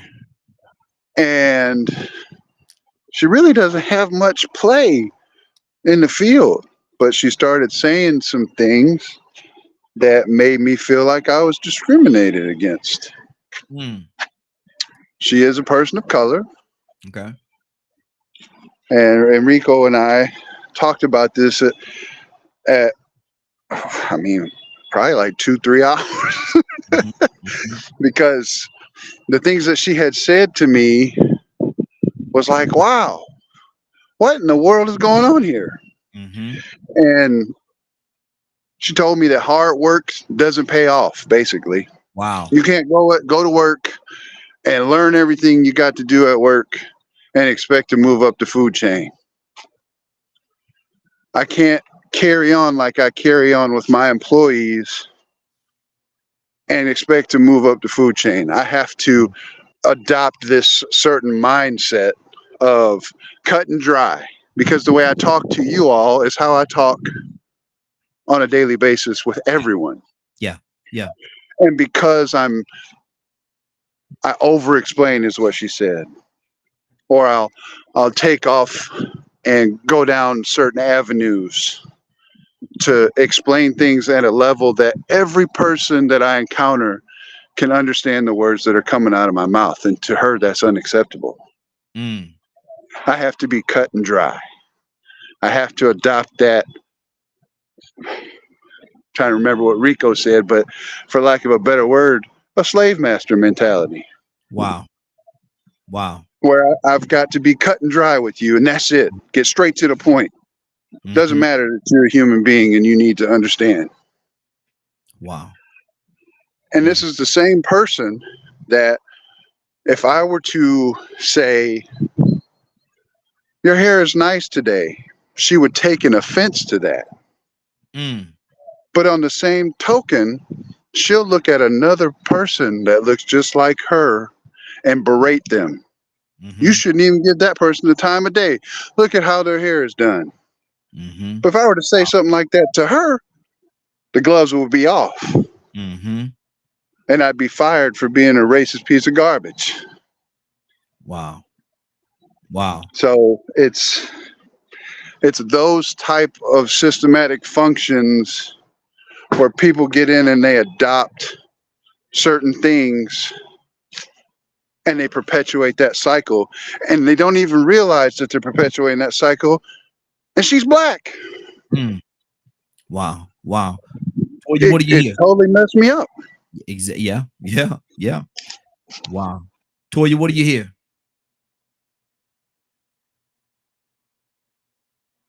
Toya, you there? Toya with a T. Yeah, I'm here. What do you hear? I mean, what do you mean? What do I hear? And what Ryan just said? I didn't Yes. hear what Warren Oh, just said. you stepped away for a second. Okay. We still we actually we're going to switch up. We're going to change the topic again. I got a couple of things I want to talk about today, but right now we're talking about what is more dangerous, what is more harmful, a racist person or a racist system.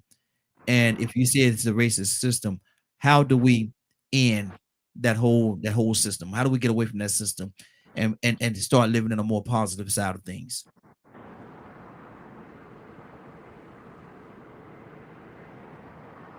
Well, yeah, of course. In order to change the system, you got to change the people in it. Mm-hmm.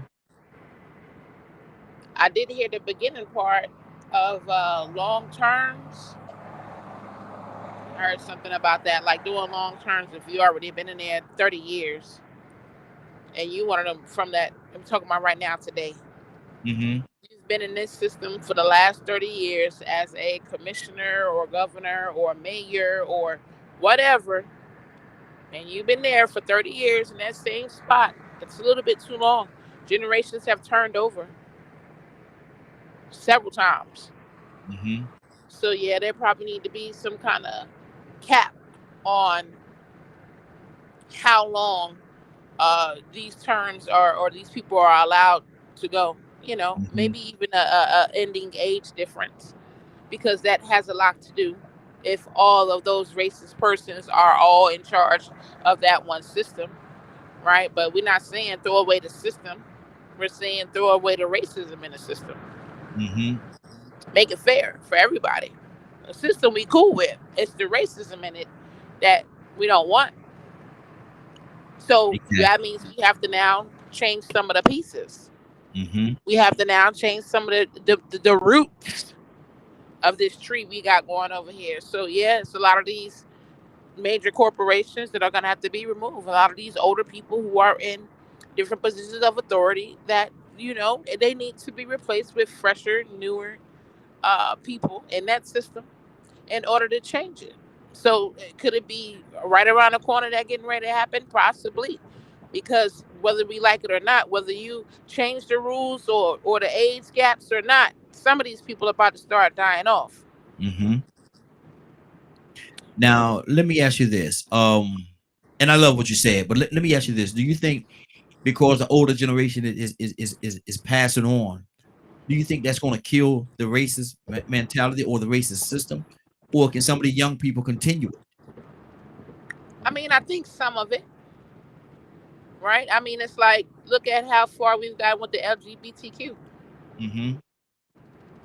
So there were some people generations they would have never thought they saw that, but because some of those have died off, some of those fresh new faces got up in there, and now it's acceptable. Look at where we at. Mm-hmm. So over the next 20 years, and yeah, I expect more of these things that we use that we didn't used to do, didn't used to believe in. Some of these people are going to proceed, go into office or positions of power, and things are just going to change. You know, there are Mm-hmm. going to be more things that we used to not accept because these are going to be newer, younger people who are falling away from some of the old traditional ways. Yeah, I think we should expect to see some things change, and that means that yes, some more racist techniques and tactics that we were once using are going to shed away. But I do think that they're just going to be replaced with other more probably extreme things. Mm-hmm. Okay. Okay. Rico, what do you say to that? Do you think because some of the older old heads, if you will, are dying off, and younger people are coming into office, do you think that's going to change the system, or do you think they're just going to continue what is there? Are their mindsets that different? Answer, I answered the question the first time. Mm-hmm. You could kill out Robert E. Lee and all these other people that died hundreds and hundreds of years ago, and people still believe in that ideology. Mm-hmm. It just evolved into the new systems that exist today Mm-hmm. and infiltrated those systems. Why? To continue to maintain that control. Mm-hmm. You know, man, sometimes we really just have to just sit back and look at the simple side of things. I Mm-hmm. mean, it cracked me up when people say these old races dying, these old races dying. Well, what about the old race that died 100 years before I was born, and then what we still dealing with? Yeah. Yeah. Yeah. I mean, Exactly. somewhere you got to understand that the system and the cycle is real. You Mm-hmm. just got to that you just can't say it because it sounds good, but you got to realize it. And so then you start doing that. You Okay, you know what? This past Friday, I went and had an epidural. Every time I get that epidural, man, they give me something that knocks me out, Mm-hmm. makes me unconscious and oblivious to everything that goes on around me. Mm-hmm. But then I have to wake up. When I become conscious again, I realize what has happened. So that to me, when they took the word conscious and woke and flipped it to mean something different, they made people feel like it was a negative thing. But see, the thing is, you have to become conscious of the system that exists.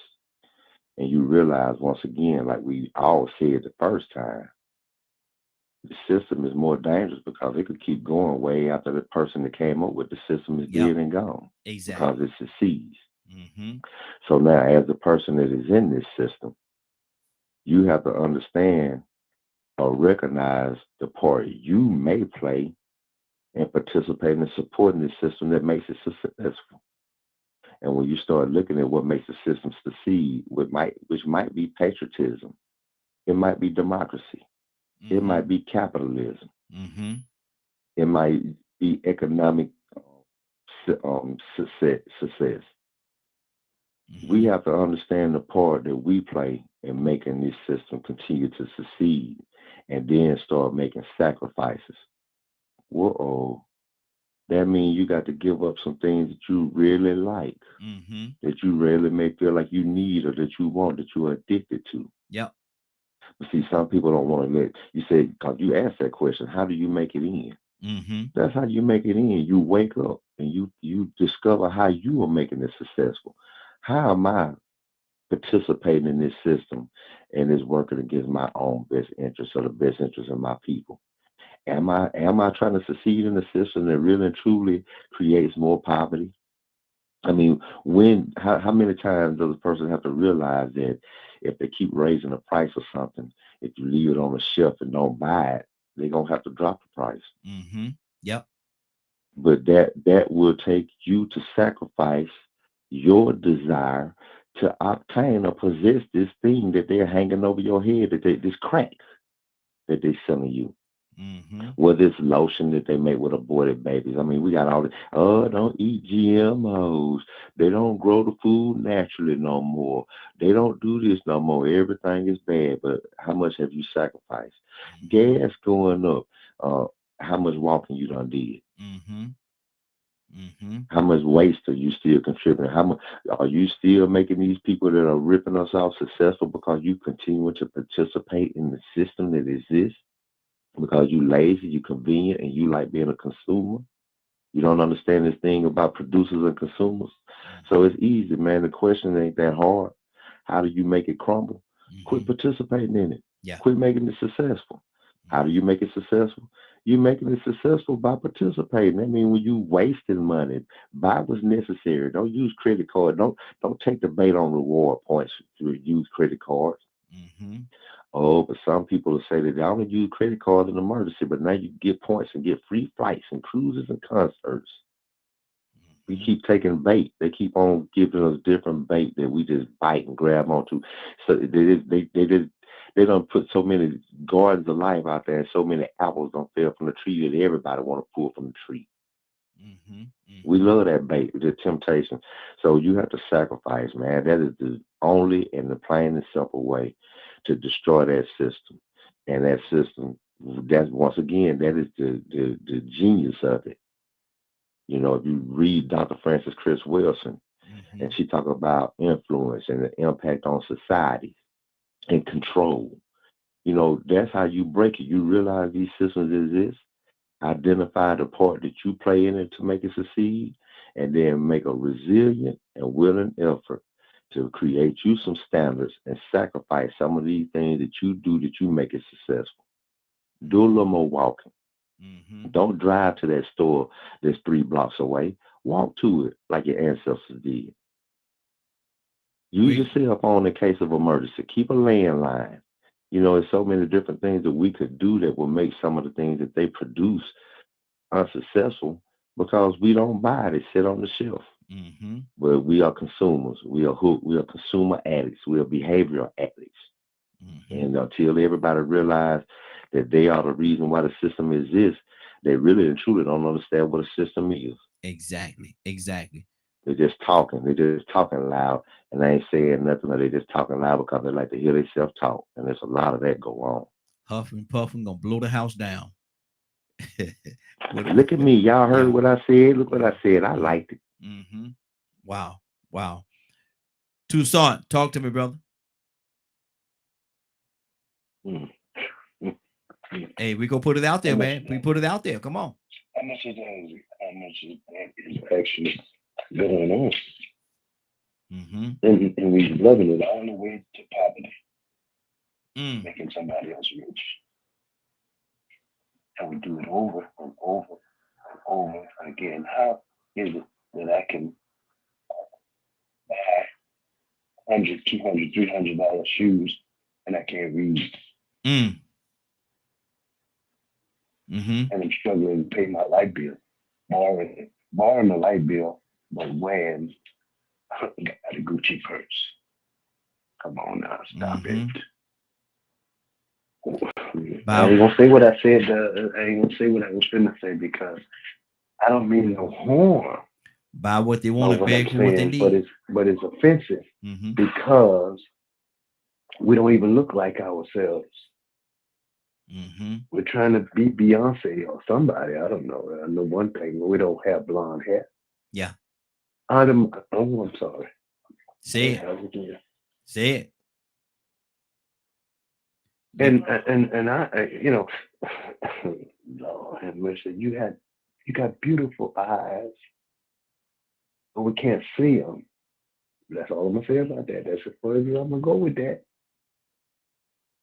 Mm-hmm. And if you look at your eyelashes, they are long already. Your hair was long, but now your hair And was long, why do and we now get it's short. offended by correction? Mm-hmm. Because we should have not making the money, but we show somebody else is. And remember the saying, hurry up and buy, hurry up and buy, Mm-hmm. get out of this. I went to the store that the owners moved into the neighborhood, and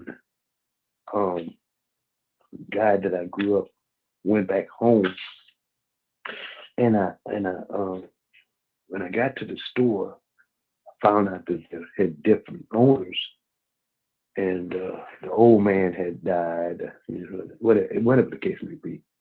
And one of the guys that was outside of the store asked me to go inside of the store to get him something because he couldn't go in there. Mm. What are you doing? Exactly. You Mm-hmm. can't go into the store, But you're gonna spend your money in the store. but you're going to spend your money from the outside Mm-hmm. to keep them in business.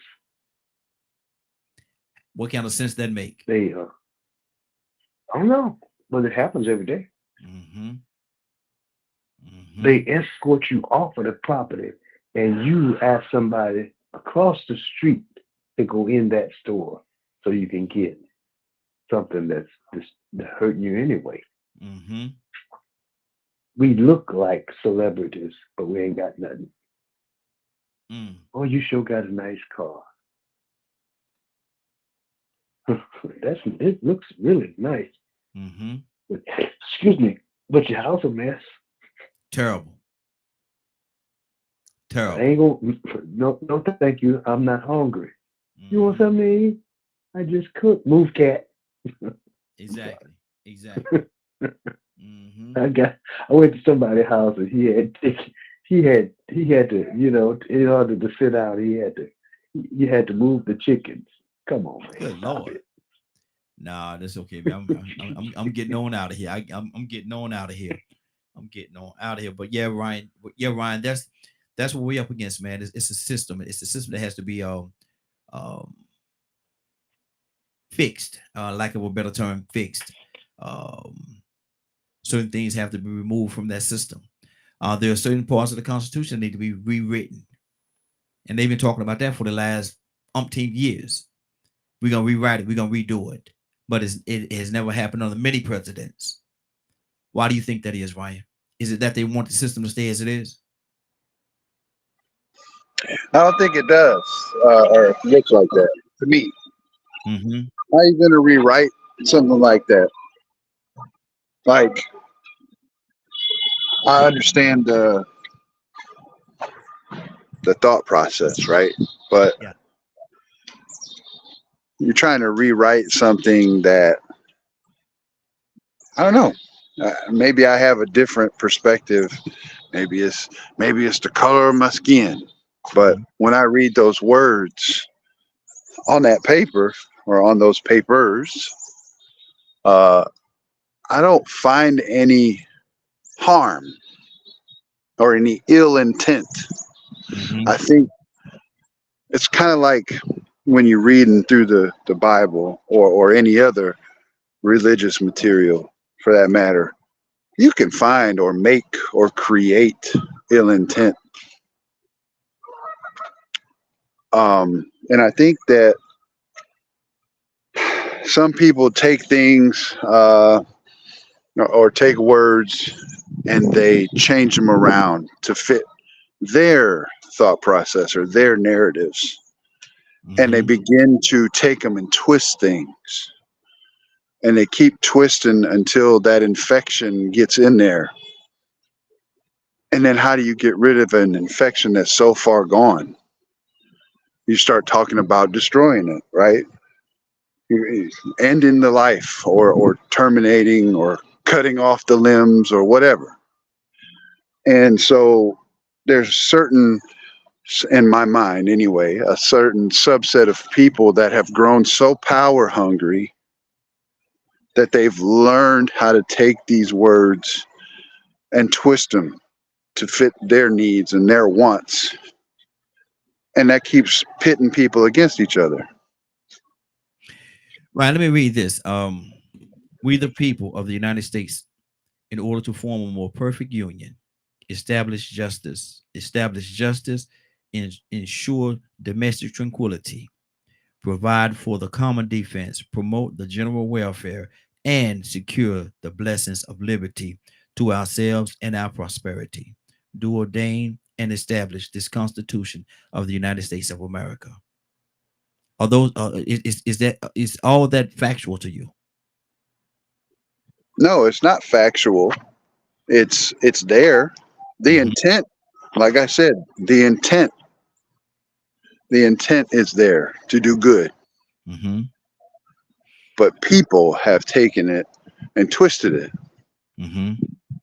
That's why we have the problems that we have, is because you can take something good and turn it evil. Hmm. That's not hard to do. Evil is the more prominent beast on the earth. Good is the small. Hmm.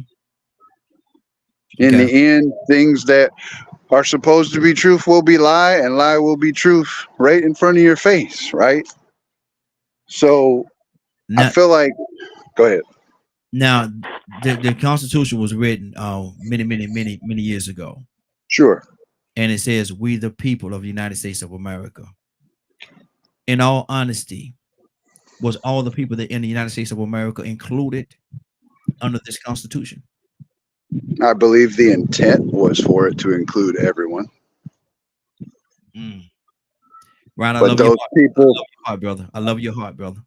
I know you do. And I know it's a hard pill to swallow on both ends, right?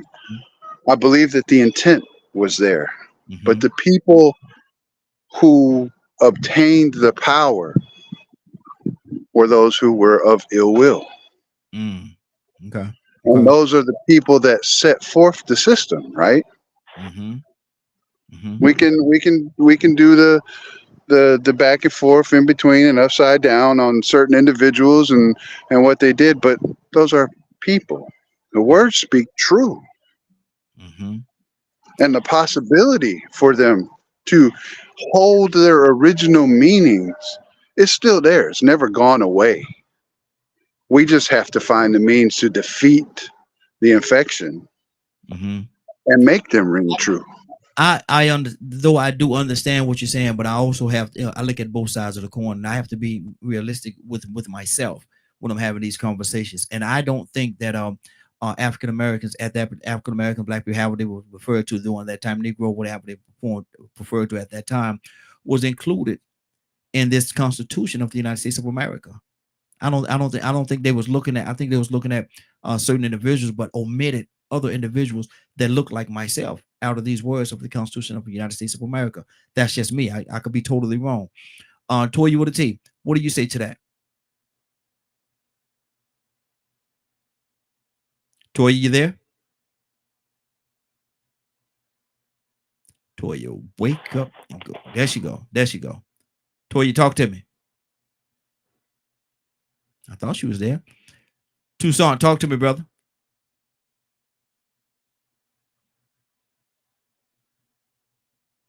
So do we have a? Let's say it like this: when was that wrote? And have we established a more perfect union yet? No. Are those statements outdated? Need to be revamped. Everything is outdated. I mean, updated every once in a while. You have to relook at it and see what you can do with the society that you live in, the present society. Hey, Toussaint, it was signed September the 17th, 1787. Nothing changed since then. Wow. Hasn't anything changed since 17 what? 17, I think what I say 87, 1787, yeah. Well, 77. Nothing's changed since then. Those people, like Rico was saying, some of them were Confederates with that mindset. I guess that's what they're talking about when they say "Make America Great Again." Is that great they talking about? Wow. Or this great we talking about?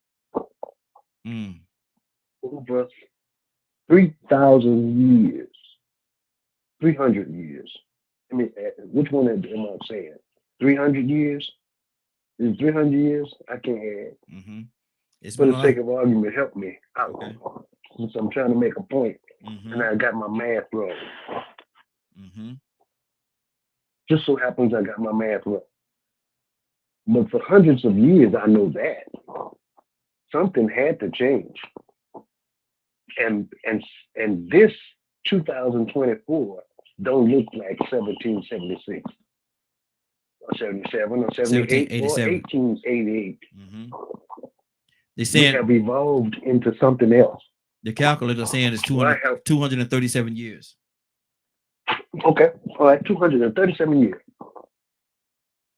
And you mean to tell me this society is not in a predicament where we need to go and revisit those statements and change some stuff and include some people rather than excluding some people that were once looked at as property. And now they are citizens trying to also form a perfect union. Just saying, I might not be too bright, but I ain't stupid. Pamela on Facebook said nothing has changed. She says nothing has changed. And the phone lines are open 508-924-3521. Right. Yes. You mean to tell me I know my time is up, but is that a true statement? That nothing. When you say nothing has changed, is it saying that we're still like we were in 1777? Good Nothing's question. changed. Is that a sad situation? So that means you're doing the same thing, looking for different results. And they say that's insanity. Absolutely. Absolutely. 508-924-3521. 508-924-3521. Talk to me, Rico. Talk to me, brother. Man, it's February 26, 2024. And we live in a day and time right now where women are selling themselves and pimping themselves online for money. And people say, well, ain't nothing wrong with it because they making plenty of money. See, when they wrote that, at the time, America was trying to establish itself, be recognized as a real country, legitimate. But it hadn't got to the point where it could be recognized, so it had to come into the organization phase. And in some of them cases, some people really did mean the words, and then in some cases, people just said the words because they needed to get their agenda across to accomplish an ulterior motive, which is the establishment and the independence of the United States and its government. So, with some of those people that agreed, that really did stand on it and know that they meant that for every human that was in the United States, and then some that already had ulterior motives to say, man, this is just for us. We don't acknowledge them as equals to us. They started seeing something was working. Something actually started working and making America successful and recognized as a true power. Something, some system worked in America that made it an economic power and a war power. Some system was in place that made them progress to the point of where they really were a functioning company, and it was slavery. And Come so on. when something works for you and you benefit from it and you see a reward from it, sooner or later you won't see nothing wrong with it. Mm-hmm. It'll be coming. Oh, that was just the way it was back then. Ain't that something? Making people slaves and breeding them like dogs and selling their babies like puppies Mm-hmm. just so they could work for free or be killed and hung and lynched just so it's filmable that they could be cut out a woman's belly while she hanging and stomped into the ground Mm. like a bumblebee, Mm. a roach. Wow. Good old America, capitalism. How did it turn to that? How did somebody go from just doing the indentured servitude to chattel slavery? Some of the most cruel slavery you could think of, putting people in the bottom of boats like sardines, that system, that practice. It was successful. Mm-hmm. So at this time, when those people wrote that, some people really did mean it for everybody, but then some people meant it just for the elite and the ones who were in power that had control to sort of dictate the direction that we were going to go to as a country. And they wasn't going to stop a good thing. So, oh, here we come with the Civil War. The North want to fight the South. The South wants states' rights. What you want states' rights to do? To treat our niggas the way we want to. Mm-hmm. Mm-hmm. Wow. And they had to battle over that. They ignored God. Mm-hmm. They ignored God's human rights and God's standards just because it worked and made America great. Mm-hmm. It made America grow. It made America successful. It made America one of the most powerful countries in the planet in the shortest amount of time that you could dream of, and that's Israel. Mm-hmm. Yeah, so I do think some people did mean those words. And I think some people knew right off the top that they didn't mean those words because they knew that they were going to have to become a viable powerhouse Mm-hmm. for them Mm-hmm. to be recognized and appreciated, respected, acknowledged as a real country. We, the United States of America, you know, they used what was already in place, which was the financial system, resource owning, all these different things to grow and start I'm gonna say supplying textiles and resources at a cheaper price Mm-hmm. because of slave labor, and grew America to what it is today. So Mm-hmm. right about now in America, capitalism is exploiting anything that people have demand for and putting a number on it. Yeah. And if there's a demand for it, then it only makes sense for you to sell it. Want some sex? Sell it. Want some children? Sell it. Want Mm-hmm. some love? Sell it. Mm. Wow. Wow. Again, 508-924-3521, 508-924-3521. The phone line's open. Give us a call. We're talking about we the people of the United States in order to form a more perfect union, establish justice, ensure domestic tranquility, provide for the common defense, promote the general welfare, and secure the blessings of liberty to ourselves and our prosperity. Do ordain and establish this Constitution of the United States of America. Willow! And good morning, Raheem. Good Good morning. morning, Good, Glow. good Good morning, young lady. How you doing this morning? I'm awesome, Raheem. Good. I'm doing fine. Good deal. What does those words mean to Thank you? you. But I'm like Ryan, though, for real. And I'm like a lot of people, especially, the intent was there. Mm-hmm. The intent was there. Now, What was we can also say a the lot of things inclusion? out of our mouth, but we look What at actions was the inclusion? that Was it? that should line up with what it said. Hey, Willa, Was the Have include something change. Go well ahead, Raheem. I can hear you. was the inclusion also there? The inclusion? What do you mean by when you say inclusion? Was everybody included when they say we the people? Was I, that uh, Raheem, yes? whoever wrote that, Mm-hmm. I don't know. First of all, I don't know the heart of whoever wrote that. Mm-hmm. Only God knew their heart, Mm-hmm. whoever wrote it. And then for me to be a secondary to say, oh, he really didn't mean it, that would be false. Mm-hmm. I don't know. Mm-hmm. All I know is that your actions line up with your words. And I'm Okay. going to put it like this. Did Martin Luther King mean it when he said he had a dream Mm-hmm. that one day this happened and that happened? Good point. Did the Lord mean it when he said, our Father, Mm-hmm. which art in heaven, Mm-hmm. when he said that he's going to teach us how to pray? Did he mean it? So what I'm Again. saying is people put out things. When I worked for Mars, Eminem Mars, Mm-hmm. they had a slogan that we do the best. We do the best under one union. Mm-hmm. Did they mean it? So what I'm saying is there are people who slip through the cracks whose hearts are not lined up with what you wrote.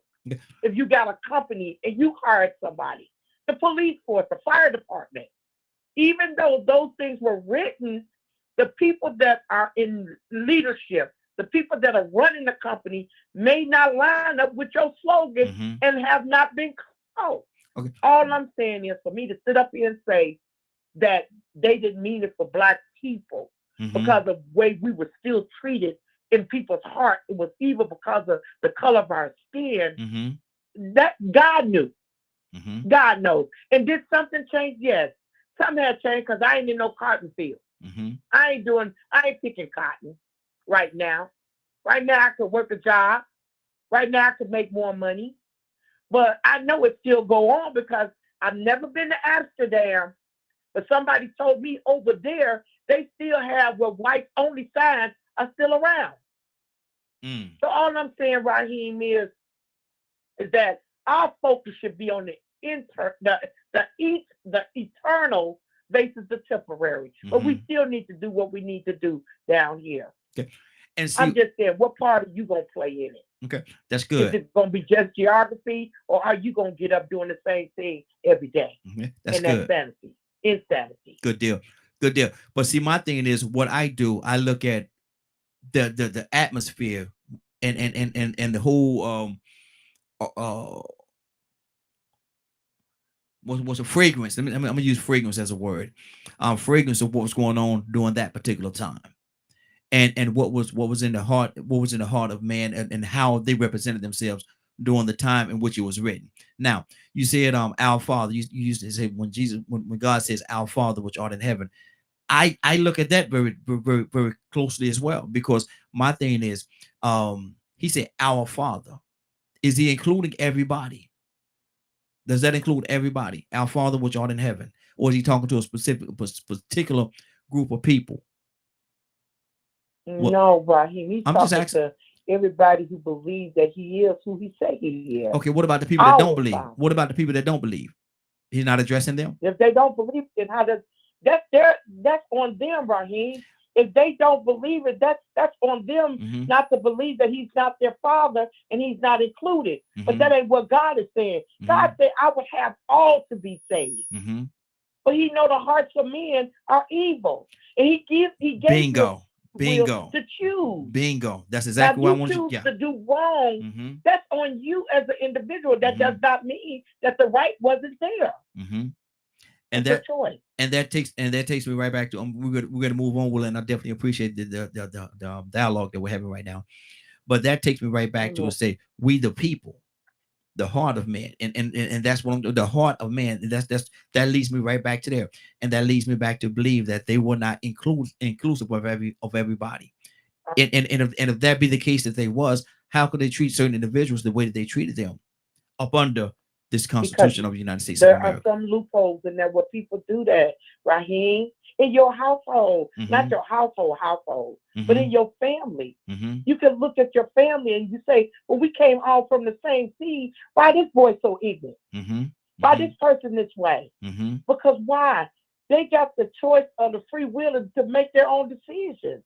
I don't base it on if I set a rule in my household for all my children and they all don't follow it. That didn't mean my rule wasn't right. It didn't mean that I didn't try to teach them the right way. So they just didn't come along. Okay, so they just didn't do it. So you think that this Constitution of America, of the United States of America, you think that this Constitution right here was written, and during the time when it was written in 1787, is what we just research and found out it was written in 1787. You're telling me that during that particular time when they wrote this, everybody was included, and they was including everybody, and their intent was to include everybody. We are now. Huh? I'm just looking at where we are now. No. Okay, I got another.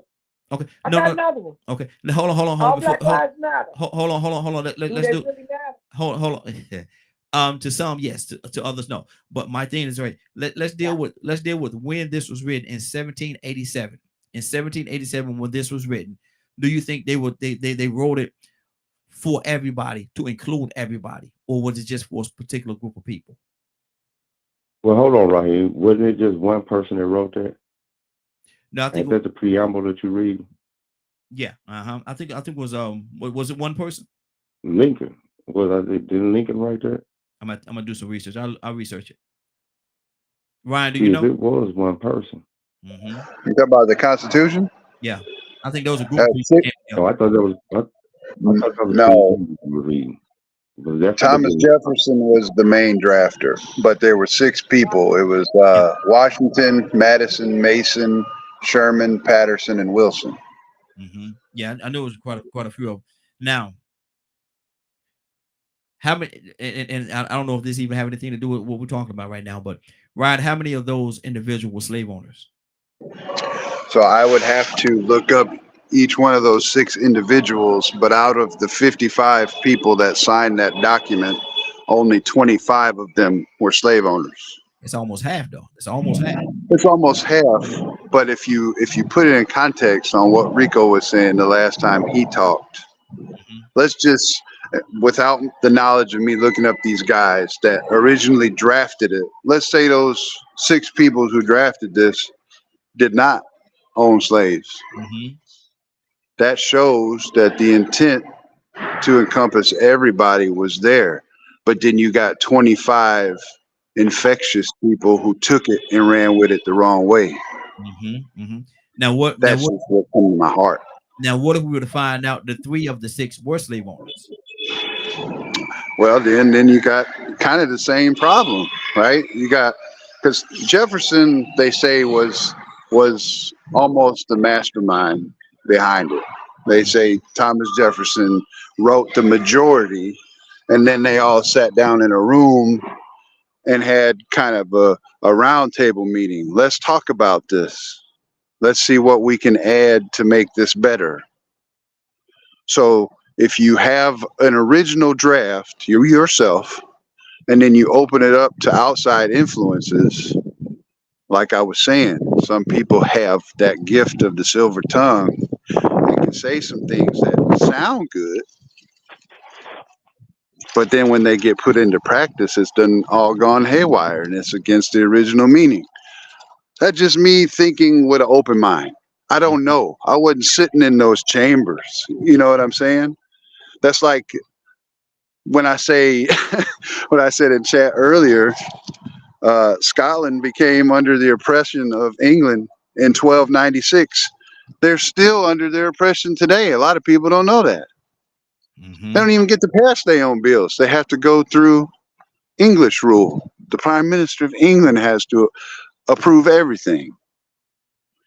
So we're not there. We don't get to see these things. We only have assumptions. We only have dialogue from others that say it was good. Some say it was bad. You know what I'm saying? We only have our hearts to go with. And I love what Willa is saying. Just like what I was saying. The intent was there. I believe that wholeheartedly. Okay. You'll never persuade the other. I think it's this right here. Like I always say, I ain't here to give anybody their opinion. Everybody have their own. I just love having the dialogue. I love having the dialogue, and that's the most important part of what we do here. we have the dialogue. Whether we agree, disagree, or whatever, all that's fine. That's good. Just roll up under the bridge. But my thing is, let's have the dialogue. Let's talk about it. Tucson, what's on your heart, brother? So here's the deal. We got people that have different mindsets. Some slave owners, some not. Unless you're able to sit at the table and have a conversation to figure out what's best for us all, all of our mindset, which I believe, in just thinking about it and just hearing the conversation, that's what they did. However many people, they wasn't all the same. They didn't think the same. They compromised. Some, they had to commune with each other and look at the country as a whole. And they say, what are we going to do from here? Let's put it down on paper and see how we can go forward. Does it seem like that's the sensible thing to do? And when you start writing out documents to establish something, you have to tweak it back and forth, back and forth, and back and forth before you put the final copy down. I'm just thinking out loud. As I see what happens on the Morning Glow every morning. We are not all alike. No. We don't think alike. No. We don't have the same religion. Some of us not religious at all. Some of us are not even Christians. We have Muslims. We have, I don't know, I can't say non-believers, believers, whatever the case, but at least we take the opportunity to sit down and reason together. Yes. And I think that it's possible that that's what they did. That's a good thing. But as we look at that, and my thinking in this is that things evolve and change along the way. It seems like it would be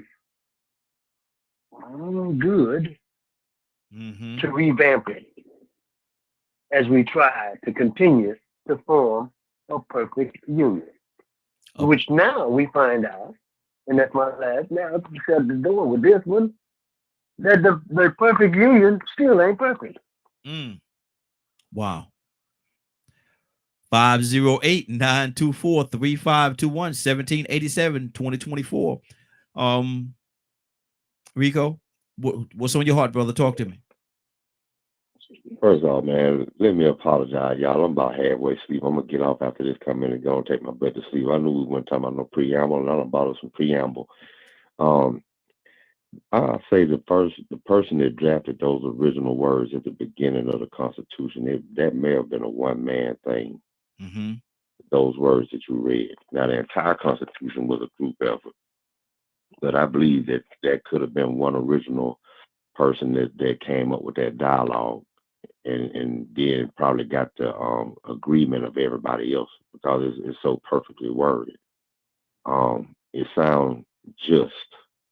It sounds equal and fair, especially at a time when they was trying to make sure that they would get off from under the British Empire and establish itself as a sole country, to be respected and acknowledged. So, I think there may have been some people that had ulterior motives that were already involved in the slave system. They probably had been pushing it a little bit and it wasn't accepted. And then you had some that may have been against it. And they were, speaking for everybody when they drafted all of the Constitution. But just like with anything, man, when people see benefit from it, a lot of people will grasp onto it. Slavery was such a feasible and successful system that some Black people got out of slavery and then they went and participated in it themselves. Yeah. They talk about a slave master up in South Carolina. He was the worst one out of all of them. He took some of the tactics of the worst slave owners that were white and implemented them himself and became even worse. He was one of the biggest slave owners, another Black man. Why? Because he bought into the system. Exactly. He didn't look at the human rights side of it. He looked at the financial and the economical profits and success that came behind it. He said, well, you know what? I can't beat them. Well, I'll take it back. I did beat them and I joined them. Mm-hmm. So some of those original people may have had that intent, but once the system of slavery proved to be as successful as it was, and it gave the United States, uh, it took them from the wheel to the rocket in Mm-hmm. no time. Went from the bottom to the top. Who was going to stop that? Now, some people were like, hey, wait a minute, we're going too far. We're going too far, man. This is getting a little out of hand. We Mm-hmm. don't went beyond indentured servitude. Matter of fact, we fixing to ban it. And some people say, well, I don't care if you ban it, I'm gonna still do it on the sly. Mm-hmm. That's why you got that record about the Clotilda. People still was trading slaves even after it was forbidden. But once again, who wanted to let something go or something that was so profitable? Because it made the United States who it is. Mm-hmm. So I think, like what Ryan was saying earlier, it comes to a point to where you have systems in place sometimes that can work. The justice system can work. But if you got the wrong people in place with agendas and biases, or just like to abuse their power, have their own personal agendas, then they can corrupt that system. So in some cases, systems that are started out corrupted can be um, altered. Mm-hmm. You could put amendments in them to sort of counter what was put in place at first.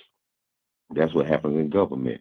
But man, we see examples of it today. You know what I'm Yeah. saying? Even with bipartisan agreements, sometimes bills that should be passed won't get passed until somebody allows you to put some goofy stuff in that really doesn't benefit everybody else. But this is the only way you're gonna let it pass is if you let us put this on the end of the bill. That's how it works. It's people, man. People are corrupt. They, I don't want to say that the person that wrote that original passage wasn't legitimate in speaking for all people. Like I said, I think that was a one man thing. He probably could have meant everybody. Who knows? But at the time that was written, if slavery was already full fledged and swinging, I don't think they meant it for everybody. Mm-hmm. That's just my opinion. If Mm-hmm. slavery was already successful and already on its way to being profitable for some, to the point of where that's how they even became empowered to be able to have a input on this, then they were fixing to sacrifice that system, and they didn't mean that for the people that they were selling and breeding. Yeah. Yeah. Exactly. And the one you was talking about is Anthony Johnson. Anthony Johnson was an Angolian unborn man who achieved wealth in the early 17th century colony of Virginia. He held as an indentured servant in 1621. He earned his freedom after several years and was then became a slave owner, black man. Anthony Johnson was his name. Willow. He thought the system worked. Yeah, He liked it. yeah. He thought the system worked. He wanted to be a part of it. I could succeed in that. I see Hmm. how that worked. I could do that better than them. Exactly. And definitely went into it, and that's what he did. That's exactly what he did. Wow. Willow. Right. Talk to me, sis. It, Talk to it, me. Like I said, you know, if I ain't gonna get nothing else, I'm gonna get the facts. I'm gonna get the facts. I ain't gonna hold back no facts. oh, for sure. Yeah, that's just what it is. You definitely gonna get what's on my heart. Come That on is for now. sure. I don't know, maybe I'm wrong, or I don't know, maybe not thinking about so much what happened back then in 2018 or 17. I'm too busy right now trying to focus on what's happening in 2024. Mm-hmm. Because it's so wicked and evil nowadays. It's horrible. I mean, it's literally horrible. One block down the street, my sister's friend brother got shot 17 times Mm. by his own kind. Mm. So I'm so busy right now. Maybe, hey, I can't. First of all, I can't change what happened yesterday. Mm-hmm. I can't. I can only learn from it.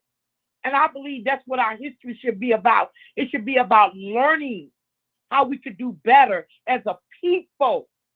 Because right now, our own people, we ain't learn what we learn. Are we together? Have we said, yeah, some of us have. Yeah, some of us have. Some of us are trying to pass that baton. But how many? Our Mm-hmm. young people, our next generation is suffering. And what are we doing to try to save them? Come on now. That's where I'm at, Raheem. Mm-hmm. I understand we just got out of Black history. I understand learning who did this, who did that. But I'm about trying to do something now for the next generation so they could be saying, you know what, the Morning Glow was able to do this for the young people of today. And we got some kind of light. Mm-hmm. It sometimes hurts me because our young people sometimes utilize things like that to say that's why I don't like another culture. Instead of allowing the fire to be burnt out, we add more wood to it because of their thinking, because of the way they think. Their hearts are not right. They're not even in a spiritual place, and we put more wood to the fire. Come on now. A lot Wow. of people didn't even know don't know George Floyd. I didn't know who he was. Mm-hmm. But a lot of family members didn't even like him before he got to where he got right now. Come on now. Mm-hmm. Wow. We as Wow. the people have to do better. We got to do better. Come on now. You got to do better. Look at yourself in the mirror and say, well, what is it that I'm going to add to the United States or take away? Mm-hmm. That's me. That's me, Raheem. I want to do something. Me. That's just me. You know, I And that's on my heart. there you. Hey. I don't know you finished. You said that right there. When you said it right there, I know you're done. But I'm gonna read this thing again. And I want everybody that's listening, if you're available, give us a call. Tell us what you think about this. Do you think it's better? Do you think it has improved? Do you think it's stagnated? What do you think? We, the people of the United States, in order to form a more perfect union, establish justice, ensure domestic tranquility, provide for the common defense, promote the general welfare, and secure the blessings of liberty to ourselves and our prosperity. Do ordain and establish this Constitution of the United States of America. United States of America. First, are we united? Anyway, that's a whole different conversation for a totally different day. United States of America. But do you think this is inclusive? Do you think this Constitution that was written in 1787, do you think that it includes everybody? Is it totally inclusive, or was it just for a particular group of people? Was it for everybody, or was black people and women excluded out of this Constitution of the United States of America? Were they excluded? Hey, Raheem, Yes. I'm along the lines of Will Willer Mm-hmm. because we can't hang on this too long. And the answer is already sort of obvious. Mm-hmm. We have to go back to today or where we are today. Mm-hmm. Or we could go back to more recent history. You know what I'm saying? And say, well, if that was all true, why do we need the civil rights? Wow. Why did we need, why did we go through a Jim Crow? Why did Jim Crow exist? Mm-hmm. Mm-hmm. Why do we have to go through black codes and peonage? Mm-hmm. If it was true, and then we went through all these different things, why do we have to get a right to vote? Mm-hmm. Yeah. Why we had to drink from separate water fountains? It gets to a point where you say, well, okay, that might be a good question, but it ain't nothing to harp on, because even if it was legitimate, somewhere down the line, people didn't acknowledge it for what the word said, and we had to go and fight. And so this is what it boiled down to with the younger generation. Even for them to be interested today, you have to start fast forwarding it and bringing it. I mean, because we have already logically understood that even if whether they meant it or not, they didn't stand by the action showed different than the words. Yeah. So how long can you go back and say they lied about the Constitution? Was they meaning it for us? They lied. No, of course they didn't. Martin Luther King died for a reason. Yeah. They killed him for a reason. We speaking on certain things in this day and time that is going on that we know still means that we are fighting a system that exists, and the Constitution ain't even strong enough to battle it. So we do have to move forward to even get the young people to even be interested, because I'm gonna be honest with you. If you did have younger people listening, they probably tuned out because they can't relate. Mm-hmm. but they do know what they're seeing today. Now, what they probably need to hear is why these things exist today, and maybe understand some of the things that exist that they might not even realize what they participating in, like the drill music that's telling them to shoot each other, or the music they listening to that's telling them how to go about getting the bag, and the bag is more than anything, because really what they're doing, they're Mm-hmm. perpetuating that same thing that might have corrupted the Constitution from the very beginning, and that was the greed of money. Mm-hmm. So Wow. I mean, we could talk about the Constitution, and we could say, well, maybe they did, maybe they didn't, but there were things that made the Constitution pretty much not existent because people got distracted Mm-hmm. by success and greed, Mm-hmm. and it made them think inhumane ways. We had to go and fight for God-given human rights that were not observed. This was after that Constitution. So Mm-hmm. the actions are spoken for themselves. It ain't too much that we need to. I don't think we need to keep going back on forth on whether they meant it or not. Because if they did mean it, we probably wouldn't have to go through some of the things that we're going through in the past and today. Mm-hmm. Wow. That's good. That's good. Ryan, talk to me, brother. So I did some digging. I did some reading while I had a minute. So it looks like Jefferson had slaves, Madison had slaves, and then got rid of them because he was opposed to it by the time of the Constitution. Yeah. Yeah. Mason had slaves. Washington had slaves. He had 153 of them, but not that it excuses the fact that he had them, but from what I've read, he didn't treat them as we know they got treated. Mm-hmm. Sherman was opposed to slavery, did not have them. Patterson was the same, and Wilson was the same. So it was half and half. Mm-hmm. And then you had two that got rid of them and said, nope, not about it no more. Mm-hmm. So you had some that previously held and then got rid of, which out of the six people, that puts it right down the middle. And Jefferson was the drafter, so he's the odd man out. So it was 50-50 plus one, and then minus two at the end. So Wow. you end up with five people who opposed it at the signing. Mm. That's what I got digging around just a little bit that I did. Good deal. Good deal. And see that lends to another part of the conversation that we certainly not gonna have time to go into today. But yeah, I want to lighten this conversation up a little bit. I don't even know why. Somebody said, actually, I posted this earlier, asked me what I thought about it, and I didn't think we was gonna have time to get around to it, but I guess we got a few minutes right now. Rico? Rico, you there? Yeah, right there. And I know your stance on it already. Even before I answer the question, I know your stance on it. Not important, not relevant, shouldn't even be talked about. I know your stance on stuff like this. But I'm gonna ask you the question for the sake of the conversation. Why is Beyonce getting so much feedback on going into country music? Uh, Once again, sometimes people can already be big enough stars, and they want to say that, okay, when is enough is enough. Mm-hmm. She may have already had a dream to be a country star. She might have had a desire when she was young to be a country singer.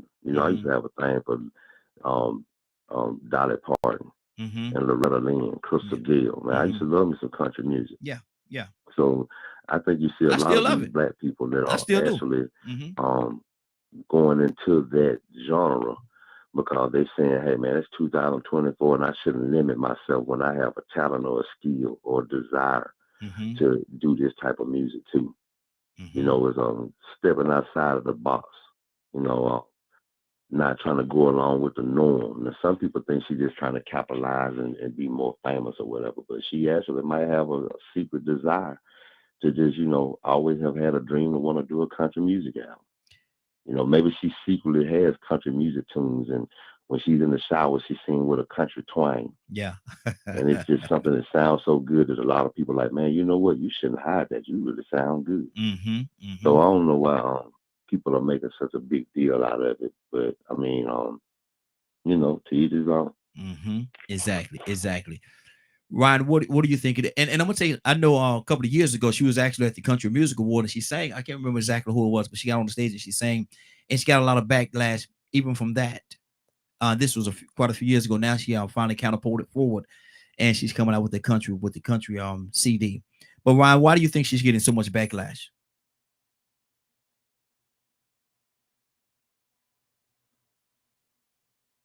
Ryan, you there?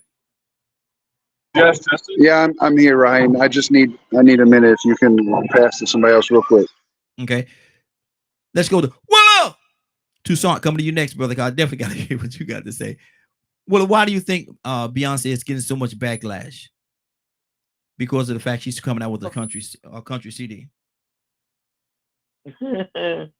Well, you know what? This is what my opinion about that is. That first of all, Beyonce is very talented. She got a beautiful voice. And I do believe that she may have a passion for her music. Now, whichever direction that she directed that in, because she may love country. She want to cross over into that area of music. You know, you got the different R&B, rap. You know, who's to say that wasn't what she wanted to do, because she's the first to ever do it, and she's being successful of it. But people are going to have their opinions about, regardless, about you're stepping on our ground now. Yeah. Because a lot of people believe that, Go ahead. I'm sorry. People believe that rap music is just something that's what black people do, but it's not. And what only black people do, might be the majority, but it's not. So if white people start rapping like it is, they did Vanilla Ice and some others, then you got those who got their opinion about, hey, stay in your lane. That's the reason that they might be doing that.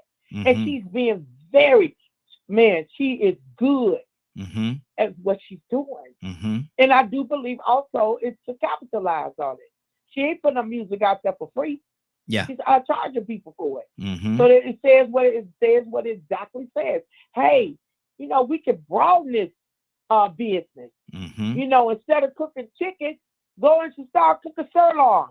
Yeah. You know, that's how business, you know, I'm a little bit business minded. I'm always thinking, what area, what are people demanding? That's what you go after. But she's very talented. And why limit her talent to just one certain type of music if she could do it? And people are going to have their opinions about what she's doing. Exactly. That's on my heart right now. I'm gonna play this clip. I'm gonna play this clip real quickly. This is Richie.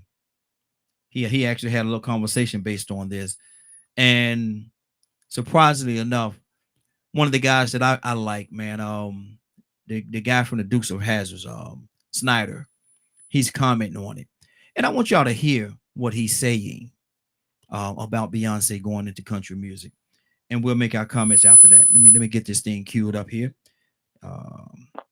This is gonna be quite interesting. Let me make it full screen here if I can. Oh, I guess I can't. Oh, I messed up. Hey, Raheem. Yeah.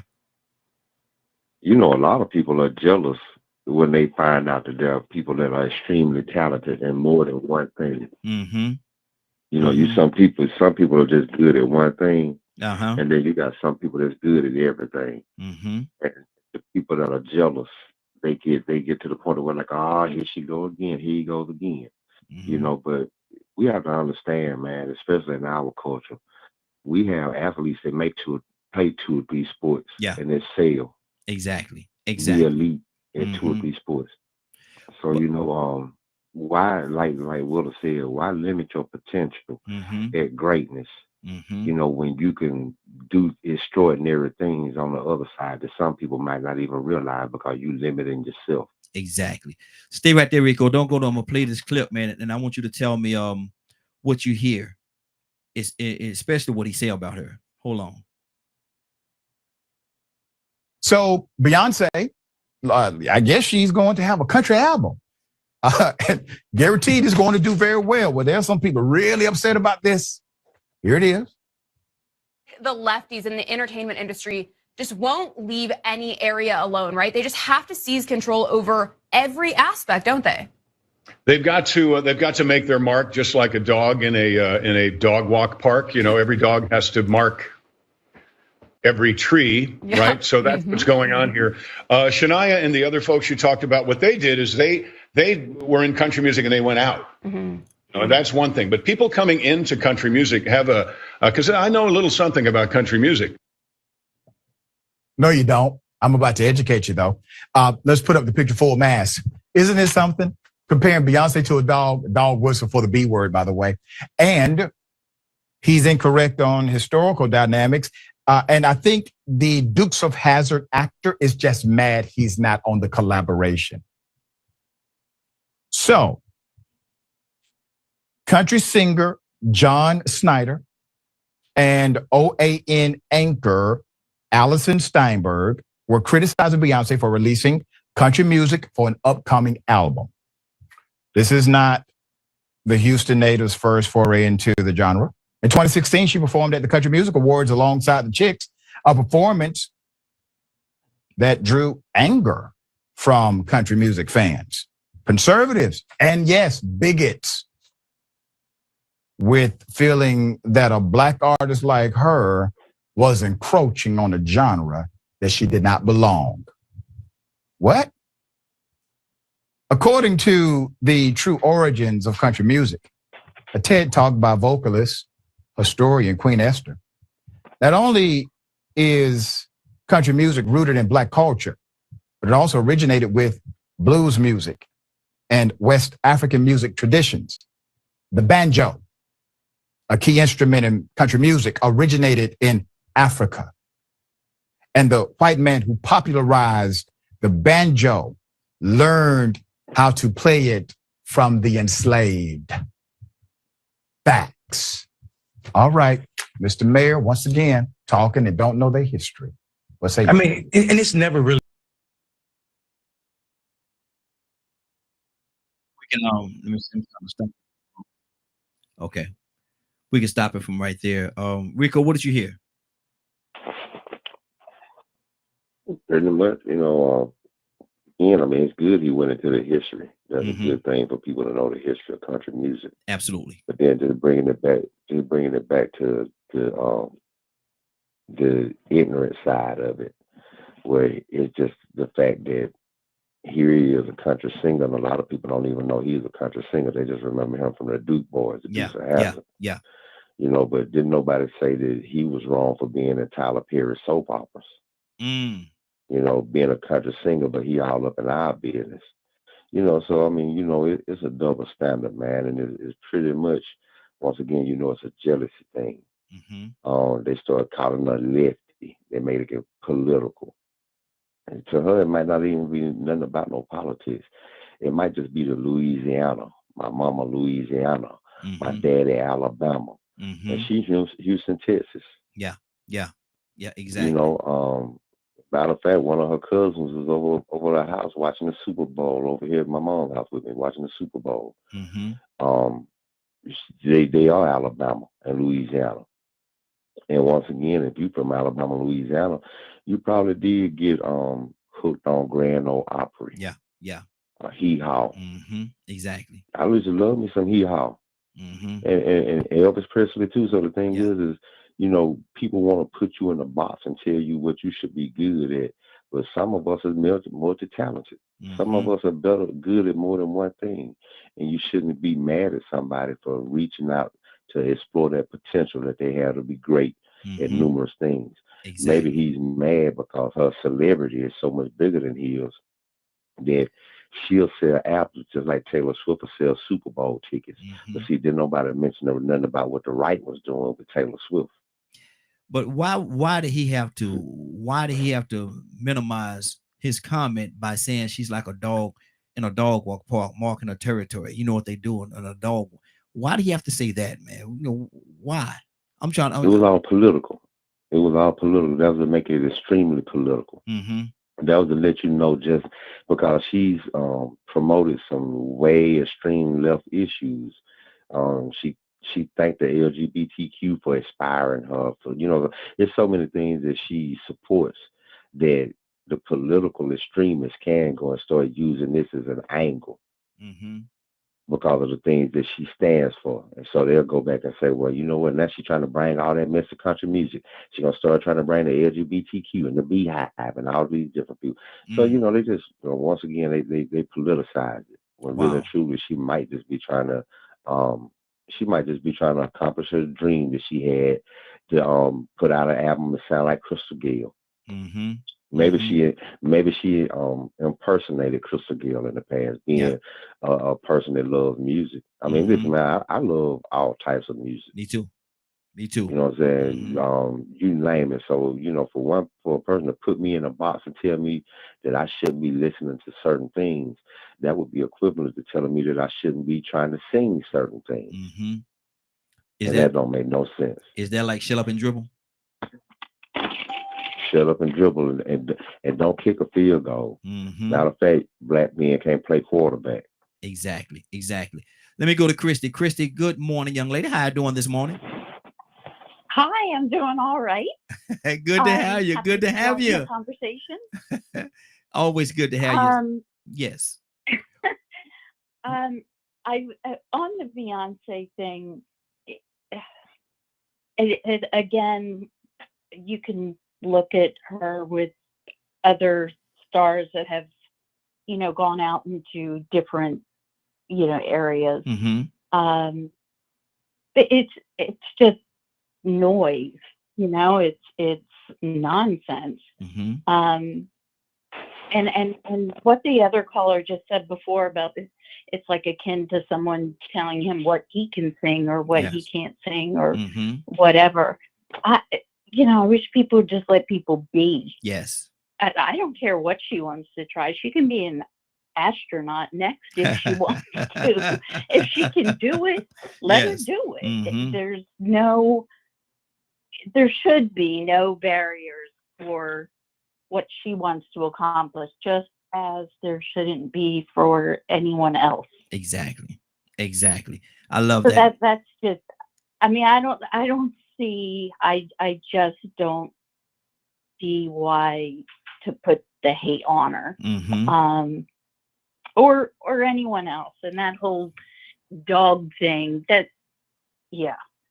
Yeah. Yeah. I know. I know. There are people talk about things made political. I think it's interesting that she sung with the Chicks Mm-hmm. Yeah. in 2016 because they were blasted by the right, and I mean all kinds of stuff going on with them, death threats, just because she made a comment. Yeah. One of them made a comment at a concert. Exactly. I remember that. I remember that. Yeah. Yeah. Mm-hmm. Yeah. I mean, craziness. Mm-hmm. So, but that's just where we are today, unfortunately. Wow. Yeah. Yeah. Unfortunately. And I'll always, I'm always happy when you call in. You need to call in more. We definitely appreciate you. Cassandra, good. I'm sorry. Go ahead, sis. Go ahead. No, I happen to always tune in later. I don't know why. So I've caught the tail end parts of conversations. So I'll have to get on that to be in earlier. Yes, ma'am. And you're always more than welcome. You are more than welcome. Anytime you want to come, just call in and we got you. We got you from there. We'll take it from there. How about that? All right, sounds good. Thank you. Yes, ma'am. Yes, ma'am. Cassandra, young lady, how you doing this morning? Good morning. Did you hear the clip I played? No. Okay. It was Mr. Snyder from the Dukes of Hazzard, one of your favorite shows. He was saying, oh, yeah. Yeah, I heard him. Yeah. Talking about Beyonce? Yeah. Yeah. Okay. What did that say to you? What did you get out of there? And I'm still, go ahead. You really don't want to say for that. You don't want to hear it. No. It just shows people who you really are. And I'm not mad at him because that's you telling us, you showing us who you are, and that's good. We good. We good. So now we know where you stand on this, but it was ridiculous. It was ridiculous. Absolutely. Did you hear what Dolly Parton said? No, I didn't. What'd she say? Yeah, she said that she was so proud because they asked her, what did she think about her coming out number one? Yes. That means that a whole wow. Come on now. Come on now. Yeah. How you come out number one? That is crazy. Yeah, it is. So, you know, people can say what they want, but that child, she do what she do, and she do it well. So I'm proud of her. For those that have a problem with it, they don't know where the music came from, obviously. So I'm good. Yeah, exactly. Toussaint, talk to me, brother. You know the sad thing, and I would throw this out here because it's been commented before. How dare, this is what would be said.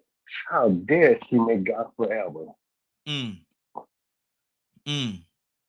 Wow. You think it would be said? Yeah.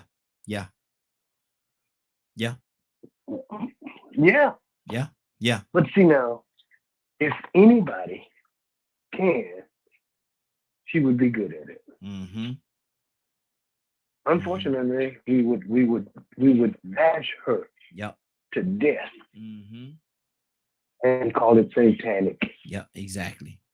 Yeah. You know, people have no ability to change in this society. Wow.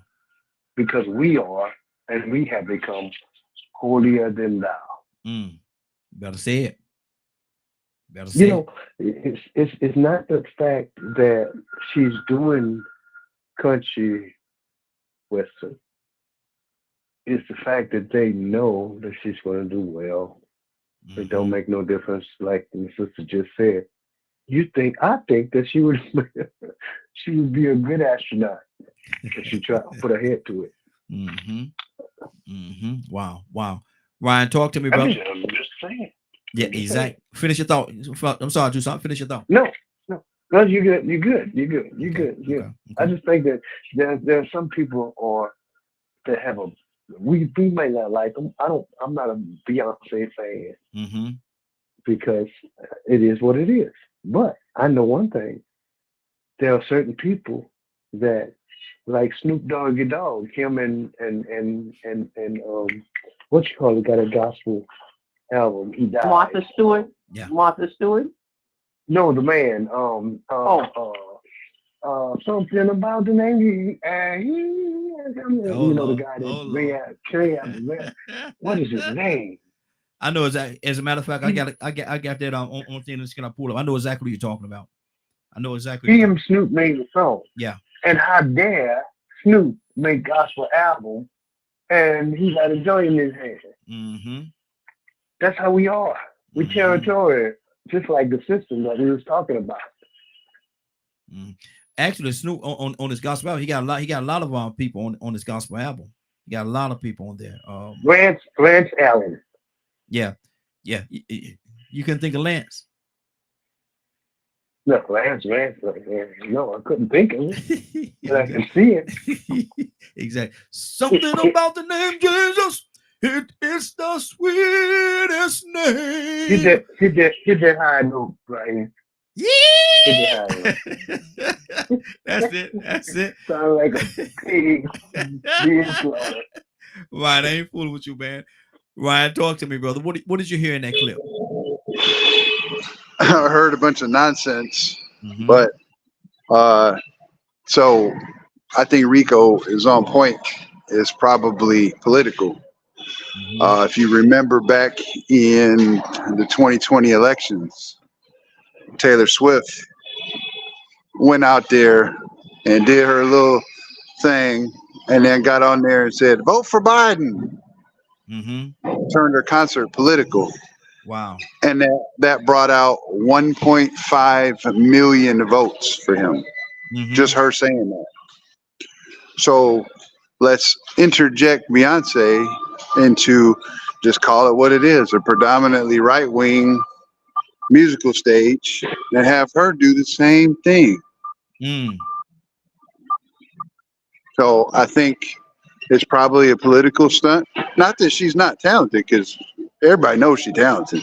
Mm-hmm. She can sing. She can sing whatever she wants to. I don't care. Mm-hmm. She can talk about the dog getting lost and the truck broke down and the beer bottles being empty all she wants to. my girlfriend left me for somebody else, and yeah, I'm not a big country music fan, if you can't tell. I can kind of tell, bro. I can kind of tell. I get down with some country hip hop though. I bet you if Eminem made a country one, you'll support that, don't you? I don't like Eminem. You don't like, you from the D and don't like Eminem? Nah. Nope. They gonna win you out of there. Yeah, they're gonna try. I don't like music that's made under the complete influence. I don't like people who say one thing and then later on down the line say something else. Mm-hmm. Flip flop. So yeah, wishy-washy. Yeah. But yeah, let her sing what she want to sing, man. Mm-hmm. I bet you the album gonna be good. Oh yeah, I heard one of the songs on it, man. It actually was pretty good. I heard one. Yeah, I heard. Yeah, let her sing. Let her sing. Let her sing. Let her sing. Let her sing. Yeah. Whoa. Yeah, right. Talk to me now. Why in the world would somebody have a problem with Beyonce coming out with a country CD? Because people, like Rico said, people are jealous. People have problems with just people, you know, and they pick their fight. You know, we got other things we need to fight about, but they pick a fight because somebody is trying to do better, increase their talent in a broad area, you know, and you know, her sales is gonna say the majority. That's all I gotta say. Yeah. You know, I love her. She got a beautiful, beautiful voice. Mm-hmm. That's her talent. That's a God-given talent. And Raheem, people got opinion about everything. Yes. Yes. I know you know. You got a radio show. Yeah. Yeah. Mm-hmm. Exactly. Yeah. People love to talk now. So mm-hmm. They got, you know, and it's sad. You know, when I heard that clip, I'm gonna tell you, what really stuck out to me was when he said that. He said they like to mark their territory. Mm-hmm. Yeah, yeah. He didn't say Beyonce. Mm-hmm. He didn't say Beyonce. I don't know if y'all caught it. Oh yeah, he I did. They. Mm-hmm.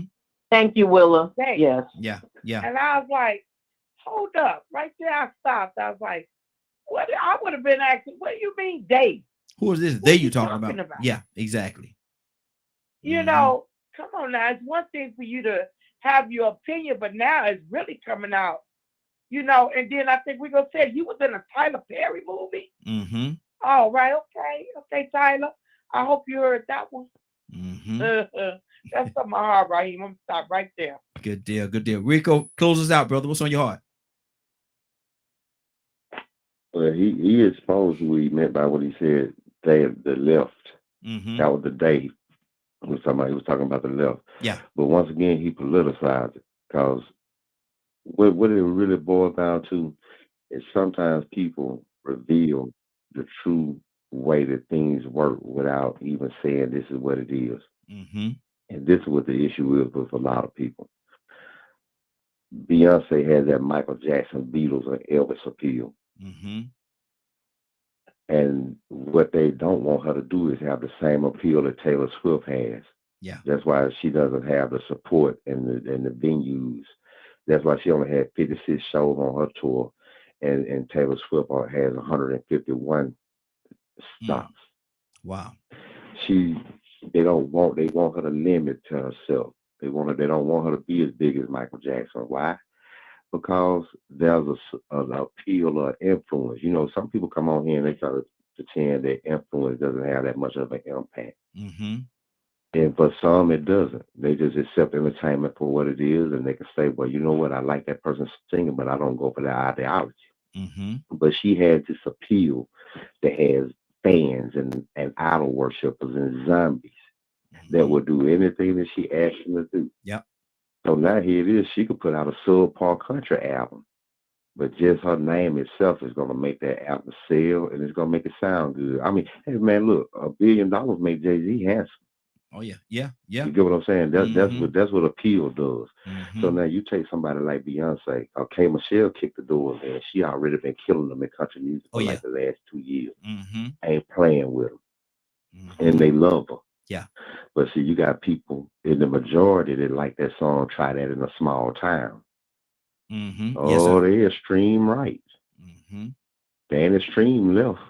But see, the extreme right people that like that type of music that's politicized are the ones that'll go back and make it seem like she's trying to politicize it when really and truly she might just be living out a dream that she had as a little girl. Mhm. I want to do me a country album. Yep. Oh man, Exactly. she probably would have been picked on when she was young. I can Mhm. only imagine the little time she spent in the gas in Alabama, her running around with her friends, talking about so she want to be a country singer. You Mhm. know how we black people would have picked with her. Yeah. You a fool. Yeah. Exactly. Exactly. What's But wrong with you, girl? she may have just wanted to accomplish a dream. She may have just wanted to say this is out of her system Mhm. to say that she didn't leave this world without putting out her country album because that's what her true heart was. Mhm. You know, so they what they're doing, they are really in fear of her appeal and her influence. And they decided to politicize it and then accuse her of being political. When really and truly she could have just been trying to expand her brand and chase a dream of putting out an album that she always dreamed of putting out. Mhm. They could, I mean, sometimes people on the outside could corrupt what a person is trying to do sincerely because they have an ulterior motive or a narrative they want to promote.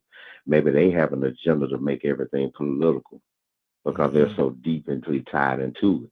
So now while you're listening to Jason Aldean talking about try this in a small town and you just embracing it and you ignoring it, saying that it ain't got nothing to do with politics, even though it's obvious it does.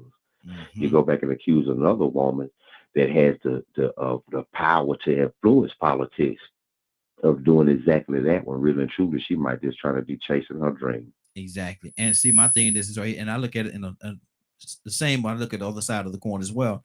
How could she go to her children and say, "Go out there and pursue every dream you do, every dream, fulfill all your dreams"? And she had a dream of being a country singer and never fulfilled it.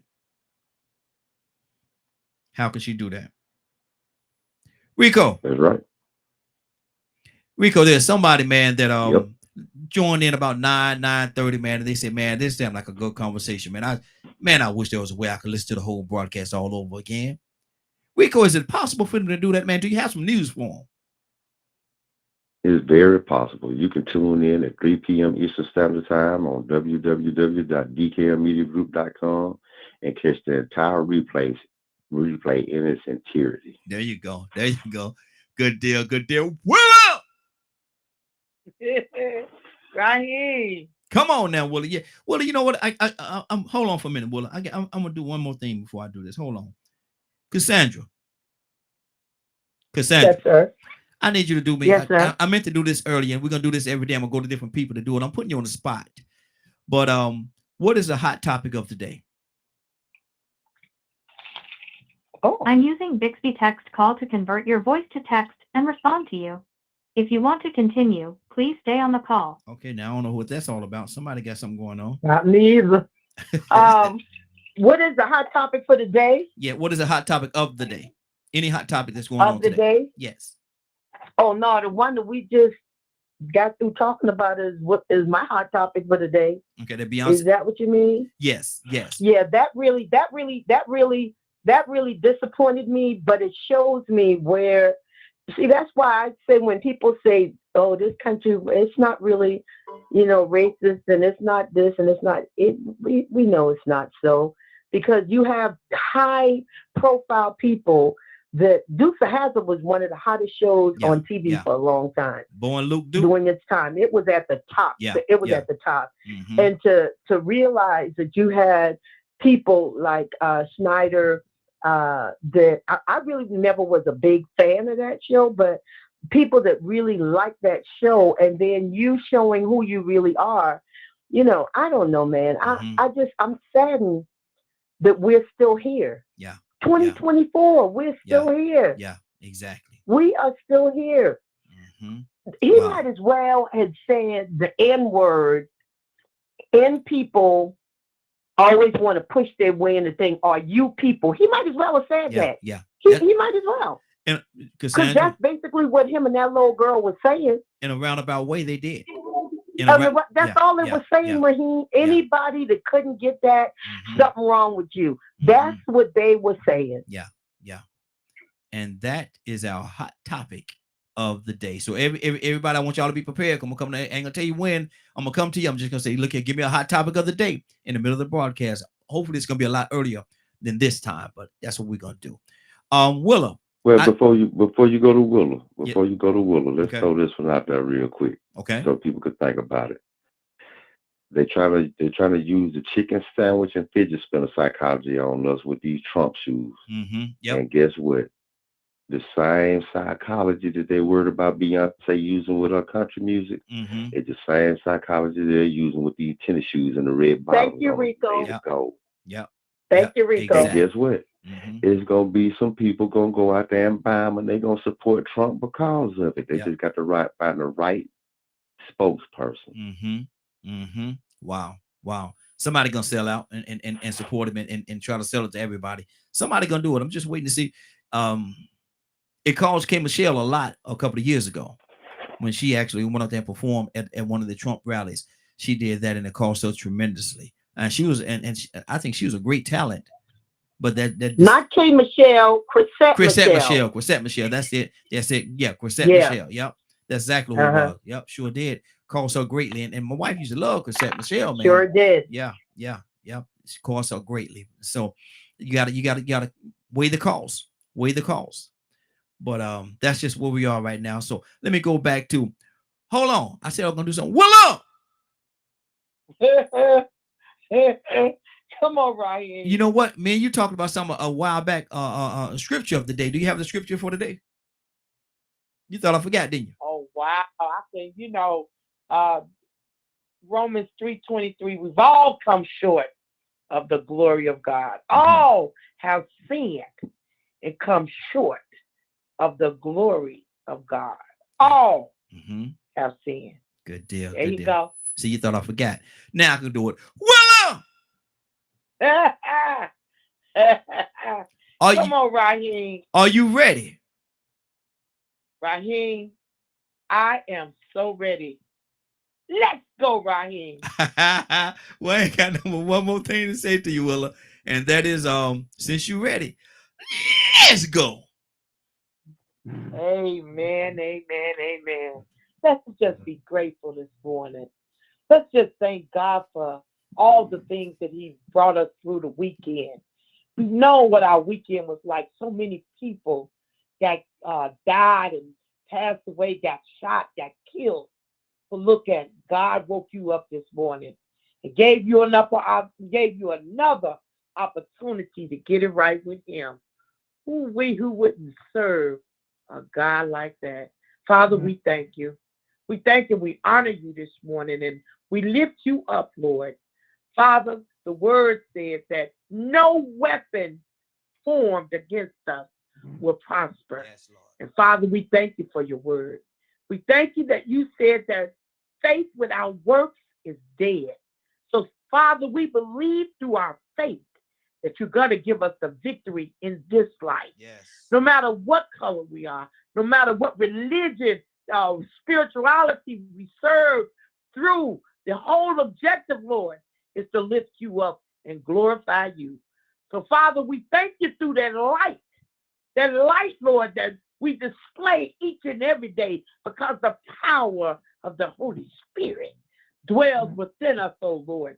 It's not anything that we do, but it's the power of God that manifests itself in our lives, Lord. Thank you, Lord, for encamping the angels around our family members, around our children, Lord, because we know that we live in an evil and wicked world. So, Father, we thank you for being our Savior. We thank you for being our spiritual fighter, Lord. Father, because we know you see those things even before it happens. Father, we know that you know what we need even before we act. Yes. So we thank you in advance, Lord. Those that have called out names, within their hearts and mind, Lord. Father, touch them because we need a healing right now. Not only do we need spiritual healing, we need a physical healing. Father, touch our minds, oh Lord. Touch the minds of your people, Lord, and touch their heart. Touch each and every last one that's on this line, Lord. Whatever it is that they're dealing with, whatever circumstance that they're involved in, Father, let them know that there's still hope. There's hope, Lord, because you live. We thank you, Lord. Yes, Lord. Thank you, Jesus. Thank you for being a Savior. Yes. Thank you for the morning glow. Thank you for Raheem and his family. In Jesus' name, amen, amen, and amen. Thank you, Lord. Yes, Lord. Thank you, Lord. Thank you. Thank you. It's been a great broadcast, y'all. And I want to thank you. And more than that, I want to thank you for allowing DKM Media Group and Associates and the Morning Glow for being a part of your day. It is now 10:16. You're about to exit the Morning Glow. But before you go, I want you to do me two favors, if you will. One, I want you to continue to pray for us because we are certainly praying for each and every one of you. Number two, why this is real simple. I want you to go out there, find somebody, and give them a hug because you never know. It could be the only hug that they get, or it could very well be their last. Love you, and ain't nothing you could do about it. Have a great day and a better tomorrow. And then we shine some of this light in you from the Morning Glow. Take it out there into this wicked and cruel world that we live in and let your light so shine. If you get an opportunity, give somebody some love. You just might find some love in return. Won't that be a beautiful thing? Have a great day. Take care of each other. And please, please, please be blessed. Give somebody some love and truth. They would appreciate it. And I'm sure that you will as well. Have a great day. Love you. And if you get an opportunity, take care of each other. Talk to you tomorrow morning if God says the same.